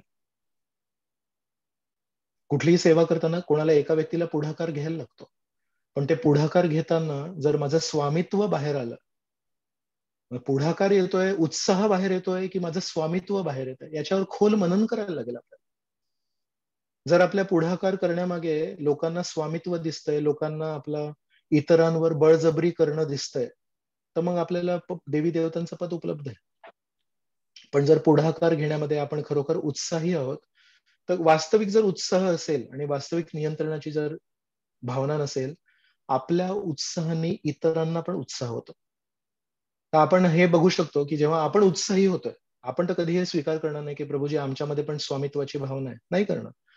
पण आपण एक मापदंड देतोय तुम्हाला मी, जेव्हा तुम्ही पूर्णपणे उत्साही आहात सेवेमध्ये, तेव्हा आजूबाजूला पण नजर टाका, इतर लोक पण उत्साही आहेत का? जर तुम्हाला लक्षात आलं की तुम्ही एकटे उत्साही आहात आणि बाकी सगळे थोडे डाऊन आहेत, याचा अर्थ कुठेतरी स्वामित्वाने दासत्वावर विजय मिळवलाय. कारण एवढ्या सगळ्या लोकांवर स्वामित्व केलं तर त्यांनाही वाईट वाटतं. पण जर आपण बघितलं की आपण सेवेमध्ये सुपर उत्साही असतो, तेव्हा आजूबाजूला पण उत्साह दरवळतोय. आजूबाजूला पण सगळे, हा पण उत्साही, तो पण उत्साही, हे पण उत्साही, ते पण उत्साही, आणि मी पण उत्साही. याच्यातून एक लक्षात आलं, माझा उत्साह हा रोगासारखा पसरला आहे, आणि माझ्या उत्साहामध्ये स्वामित्व नाहीये. कारण माझ्या उत्साहामध्ये जर स्वामित्व असतं तर लोक हळूहळू असे दूर जातात आणि लोक हळूहळू पळून जातात. म्हणून आपल्या उत्साहाचा उत्साह आहे, स्वामित्व आहे की दासत्व आहे, हे कळण्यासाठी हा एक मापदंड आहे. आजूबाजूच्या लोकांच्या चेहऱ्यावर आनंद दिसतोय की आजूबाजूच्या लोकांच्या चेहऱ्यावर खिन्नता आहे, कुठे फसलो मी. ऑफिसमध्ये माझा बॉस स्वामित्व करतो आणि मंदिरामध्ये नंदुलाल दास स्वामित्व करतात. शेवटी स्वामित्व काही टळलं नाही माझ्या जीवनातून. तर खिन्नता जर लोकांच्या चेहऱ्यावर दिसली, म्हणून जेव्हा कोणी प्रामाणिकपणे सेवा करतात तेव्हा आजूबाजूला एक उत्साह निर्मिती होते. तर सगळ्यांच्या हृदयामध्ये उत्साह आहे, पण तो उत्साह प्रज्वलित करण्यासाठी, त्या उत्साहाला वाव देण्यासाठी आपला उत्साह हा दासत्वाच्या भावनात असावा. आपला उत्साह हा स्वामित्वाच्या भावनात असेल तर इतरांचा उत्साह कधीच प्रज्वलित होत नाही आणि जो काय असेल तो पण थंड होतो. हरे कृष्ण. धन्यवाद प्रभूजी. हरे कृष्ण. हा, येस प्रभूजी. उद्याच्या कार्यक्रमाची एक सूचना होती. प्रभूजी, प्रश्न संपले असतील तर आपण करूया. अजून कोणाला काही प्रश्न आहे? हो, चालेल. हरे कृष्ण. दंडवत. हा, माताजी विचारताय, त्याच्यानंतर उग्रसेन प्रभू विचारतील. हरे कृष्ण. खूप छान लेक्चर झालं प्रभूजी. एक छोटासा प्रश्न होता की आपण वारंवार असं म्हणतो की भगवंतांच्या संतुष्टीसाठी सर्व काही केलं पाहिजे, पण भगवंत संतुष्ट झालेत हे सर्वसामान्य साधकाला कसं समजू शकतं? दोन गोष्टी आहेत. एक म्हणजे आपल्या शास्त्रांमध्ये काही गोष्टी दिल्या आहेत ज्याच्यामध्ये आपण बघतो की प्रल्हाद महाराजांनी नरसिंहदेवांना प्रसन्न केलं. जिथे देवी देवतांना भगवंतांना माहिती आहे ना, भगवंत सर्वव्यापी आहेत. भगवंतांना माहिती आहे की किती किती देवी देवतांना काय काय सेवा दिली आहे हिरण्यकश्यपूने, पण तेव्हा भगवंतांनी दखल नाही घेतली. भगवंतांनी मोठ्या मोठ्या नियंत्रक, त्यांचेच नियंत्रक आहेत, आपण आता चर्चा केली, हे व्यक्ती आहेत या विभागाचे प्रमुख आहेत, हे व्यक्ती आहेत या विभागाचे प्रमुख आहेत, या सर्व विभाग प्रमुखांना हिरण्यकश्यपूने आपल्या महलामध्ये सेवेला लावला होता. परमेश्वरला त्याचं वाईट नाही वाटलं की अरे माझा विभाग प्रमुख तुझ्या महलामध्ये काय करतोय. म्हणाले ठीक आहे, त्यांचा पण काहीतरी अहंकार थोडा कमी होईल आणि नम्रपणे सेवा करतील नंतर पुढे. पण जेव्हा लहानशा प्रल्हादला जेव्हा त्यांनी त्रास दिला तेव्हा त्या लहानशा प्रल्हादाच्या आस्थेला जेव्हा त्यांनी तडा द्यायचा प्रयत्न केला, कुठे आहे तुझ्या भगवंता? म्हणाले सर्वव्यापी आहेत. सर्वव्यापी आहेत ना, इथे पण आहेत. जेव्हा तसं झालं तेव्हा परमेश्वर येतात, बरोबर. तर मग आपल्या लक्षात येतं की परमेश्वराला जर संतुष्ट करायचं असेल, मी विभाग प्रमुख असलो आणि माझ्या जीवनात जर त्रास असेल तरी काय भगवंतांना काही फारसा काही फरक नाही पडत. विभाग प्रमुख आहे ना, हा डिपार्टमेंट हेड असतो ना फॅक्टरीमध्ये, पण घरी जो मुलगा असतो, फॅक्टरीच्या मालकाला दोन लोक प्रिय असतात. एक धंदा चालवण्यासाठी फॅक्टरीमध्ये एक मॅनेजर असतो, फॅक्टरीमध्ये कोणी सुपरवायझर वगैरे असतो, ते पण खूप महत्वाचे आहेत, कारण ते जर काम नाही केले तर फॅक्टरी नीट चालणार नाही. तर फॅक्टरीचे जे मालक आहेत ते त्यांच्यावर पण लक्ष ठेवत असतात की नीट काम करतात की नाही. पण खरं हृदय कोणावर असतं? आपल्या स्वतःच्या मुलावर असतं. म्हणून परमेश्वराला दोन्ही जण प्रिय आहेत. फॅक्टरी मधला सुपरवायझर पण प्रिय आहे आणि आपला मुलगा पण प्रिय आहे. त्यामध्ये फॅक्टरीच्या सुपरवायझरला जर कोणी गुंडांनी वगैरे थोडं काहीतरी केलं तर म्हणतात ठीक आहे, थोडं नम्र होईल, कधी कधी माझ्या समोर पण आवाज वाढवून बोलतो हा, पण स्वतःच्या मुलाप्रती प्रेम असतं. तर म्हणून देवता हे पण परमेश्वरला प्रिय आहेत आणि भक्त हे पण परमेश्वरला प्रिय आहेत. पण जेव्हा भक्तांना त्रास होतो तेव्हा भगवंत मग कोपकालो युगांते, मग प्रलयाच्या काळी जो राग असतो तो नरसिंहदेवानी दाखवला, पण देवतांना जेव्हा सेवेत लावलं तेव्हा काही राग नाही दाखवला. ही पहिली गोष्ट. मग याच्यातून आपल्याला कळायला पाहिजे की आपण कुठल्या परंपरेमध्ये स्थान शोधायला पाहिजे आणि आपण काय केल्याने परमेश्वर खुश होतील. ध्रुव महाराजांनी काय केलं की त्यांनी परमेश्वराला खुश केलं. प्रल्हाद महाराजांनी असं काय केलं की त्यांनी परमेश्वराला खुश केलं. अंबरीश महाराजांनी असं काय केलं की ज्यांनी परमेश्वराला खुश केलं.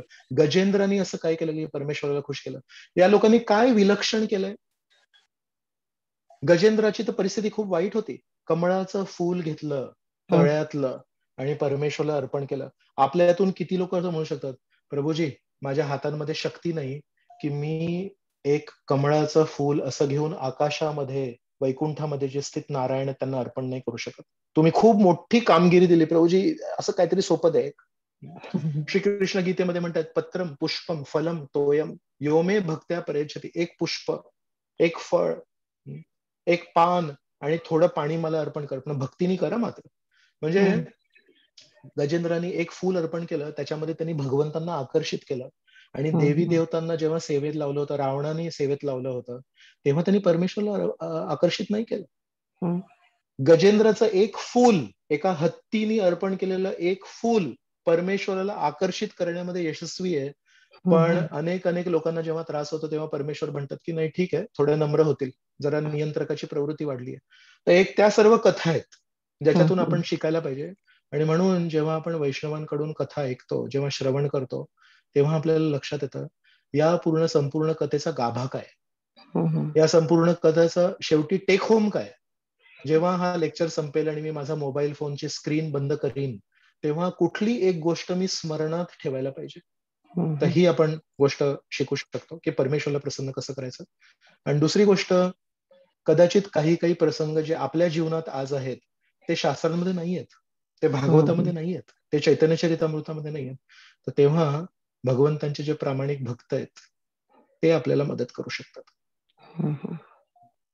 त्यांना आपण विचारू शकतो की मी हा प्रसंग वाचला, पण हा प्रसंग तंतोतंत माझ्या जीवनात नाहीये, म्हणून माझ्या आजच्या 21व्या शतकाच्या जीवनामध्ये ही जी घटना जी भागवतामध्ये दिली आहे ती नाहीये.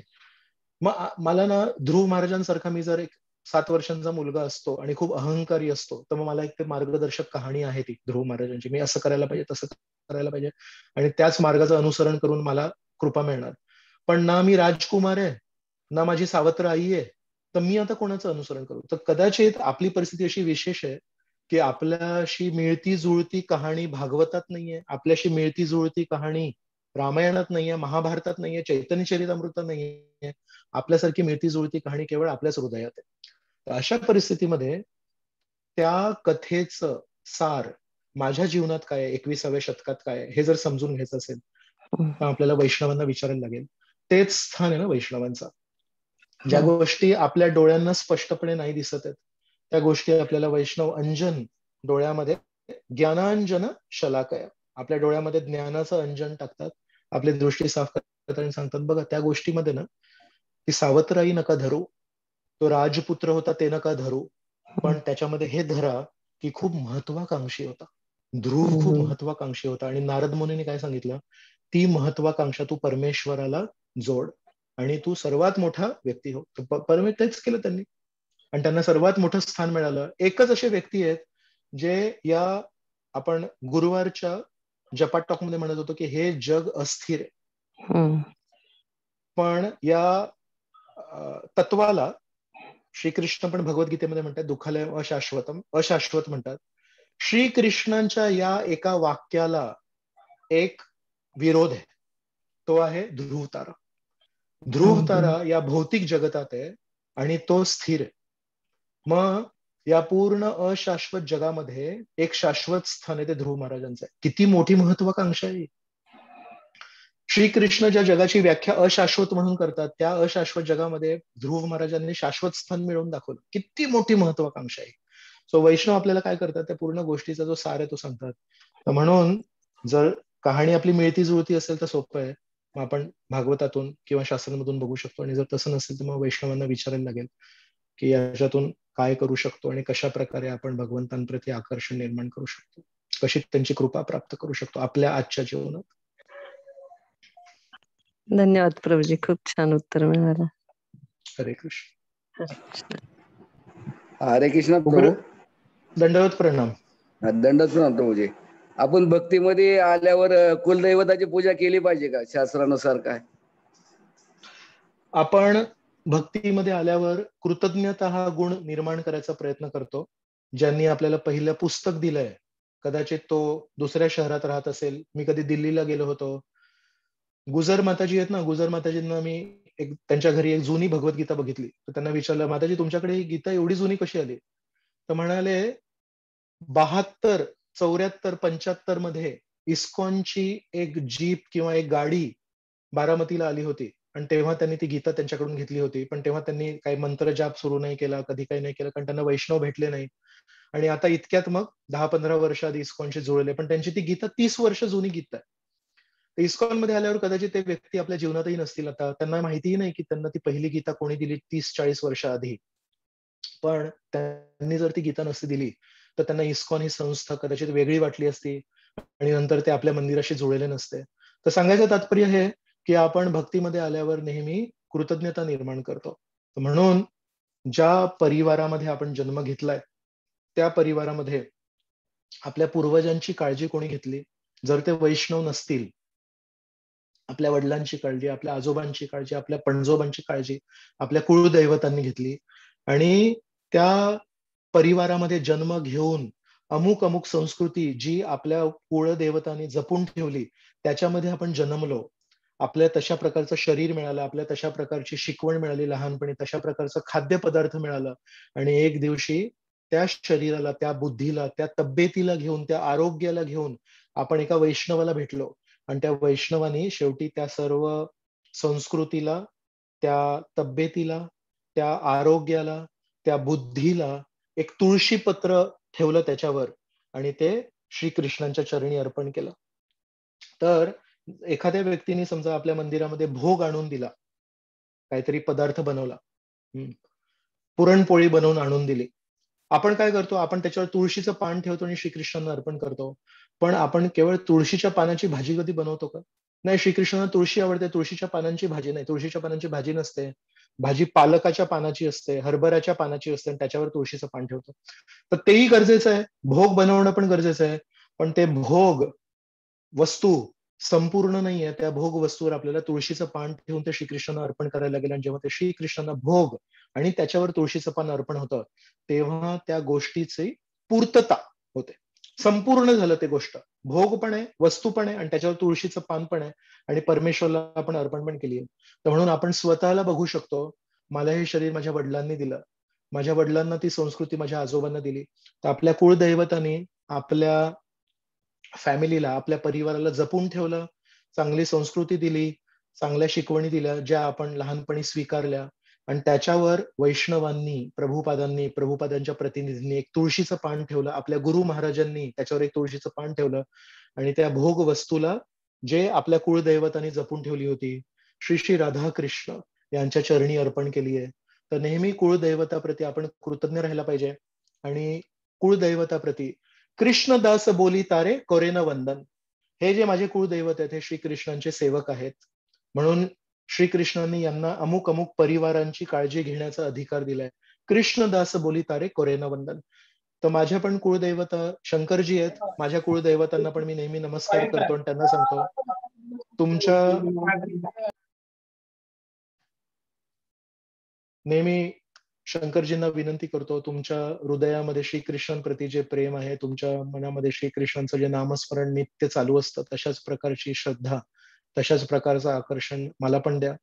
आणि तुम्ही जे कुळदैवत आहात आमच्या परिवाराचे, तुम्हाला खरं समाधान, तुम्हाला खरा आनंद मी देऊ शकीन एके दिवशी चांगला वैष्णव होऊन, असा आशीर्वाद द्या.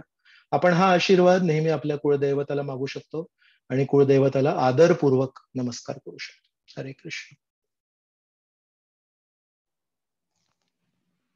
हरे कृष्ण. दंडवत प्रणाम प्रभूजी. दंडवत प्रणाम. खूप खूप सुंदर लेक्चर झालं.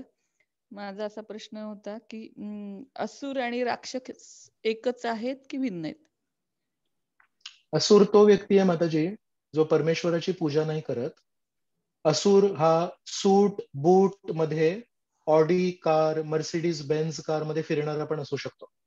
राक्षस म्हणजे जो मांस भक्षण करतो, मनुष्यांना खातो, प्राण्यांना खातो, ज्याच्याशी 2 दात असतात. तर राक्षस आहे ना, हे शारीरिक स्तरावर व्याख्या आहे, जो प्राण्यांना खातो इत्यादी इत्यादी. आणि असुर म्हणजे खूप सुशिक्षित आहे, तो जगातल्या सर्वात मोठ्या युनिव्हर्सिटी मधून पास होतो, पण त्याचा एकच हेतू असतो, सर्वांवर नियंत्रण करायचंय मला, आणि तो काटे चमच्यांनी खातो. त्याला नख पण नाही, नख तो कापलेले असतात त्याचे. राक्षसांचे तर मोठे मोठे नख असतात कारण तो प्राण्यांना खातात ना ते. हे जे असुर आहेत ना, ते जर तुम्हाला रस्त्यावर दिसले तर तुम्हाला वाटेल, इंग्रजीमध्ये म्हणतात ना जेंटलमॅन, तुम्हाला जेंटलमॅन वाटणार तो असुर. त्याचा शर्ट छान असेल, ट्राउझर्स छान असतील, जीन्स असतील, टी शर्ट असेल, रेबॅनचे गॉगल्स असतील, दात एकदम शुभ्र पांढरे असतील, बुटांना चकाकी असेल, चमकणारे असतील, लेटेस्ट कार त्याच्याकडे असेल, पण हृदयामध्ये तो बघतोय या सर्व शहरातील सर्व लोकांचा राजा मी कसा बनीन आणि सगळ्यांचा छळ कसा करीन आणि सगळ्यांची धनसंपत्ती केवळ माझ्या बँक अकाउंटमध्ये कशी टाकेन, त्याला असुर म्हणतात. तर असुर ही वृत्ती व्याख्या आहे आणि राक्षस ही शारीरिक व्याख्या आहे. थँक्यू. हरे कृष्ण. चालेल, आपण इथे प्रश्न उत्तर समाप्त करूया आणि खेडकर प्रभू तुम्हाला काहीतरी अनाउन्समेंट करायचे, त्याच्यानंतर आपण संकीर्तन करणार आहे. जे जे व्यक्ती बारामतीमध्ये कोरोनाग्रस्त आहेत त्यांच्या चांगल्या आरोग्यासाठी आपण संकीर्तन करणार आहे. तर जर शक्य असेल तर कृपया तुम्ही थांबू शकता आणि त्या संकीर्तनामध्ये भाग घेऊन श्री श्री जगन्नाथ बलदेव सुभद्रा मैया यांना प्रार्थना करूया आपण की लवकरात लवकर सगळ्या आपल्या भक्तांना जे कोरोनाशी त्रस्त आहेत आणि जे जे लोक हॉस्पिटलमध्ये ऍडमिट आहेत त्यांना पण लवकरात लवकर या वाईट परिस्थितीतून तुम्ही दूर करा, याच्यासाठी संकीर्तन करणार आहोत. आधी खेडकर प्रभूंचे अनाउन्समेंट. हरे कृष्ण. इस्कॉन बारामती बालगोपाल समितीद्वारे कथा थोरांच्या या शृंखले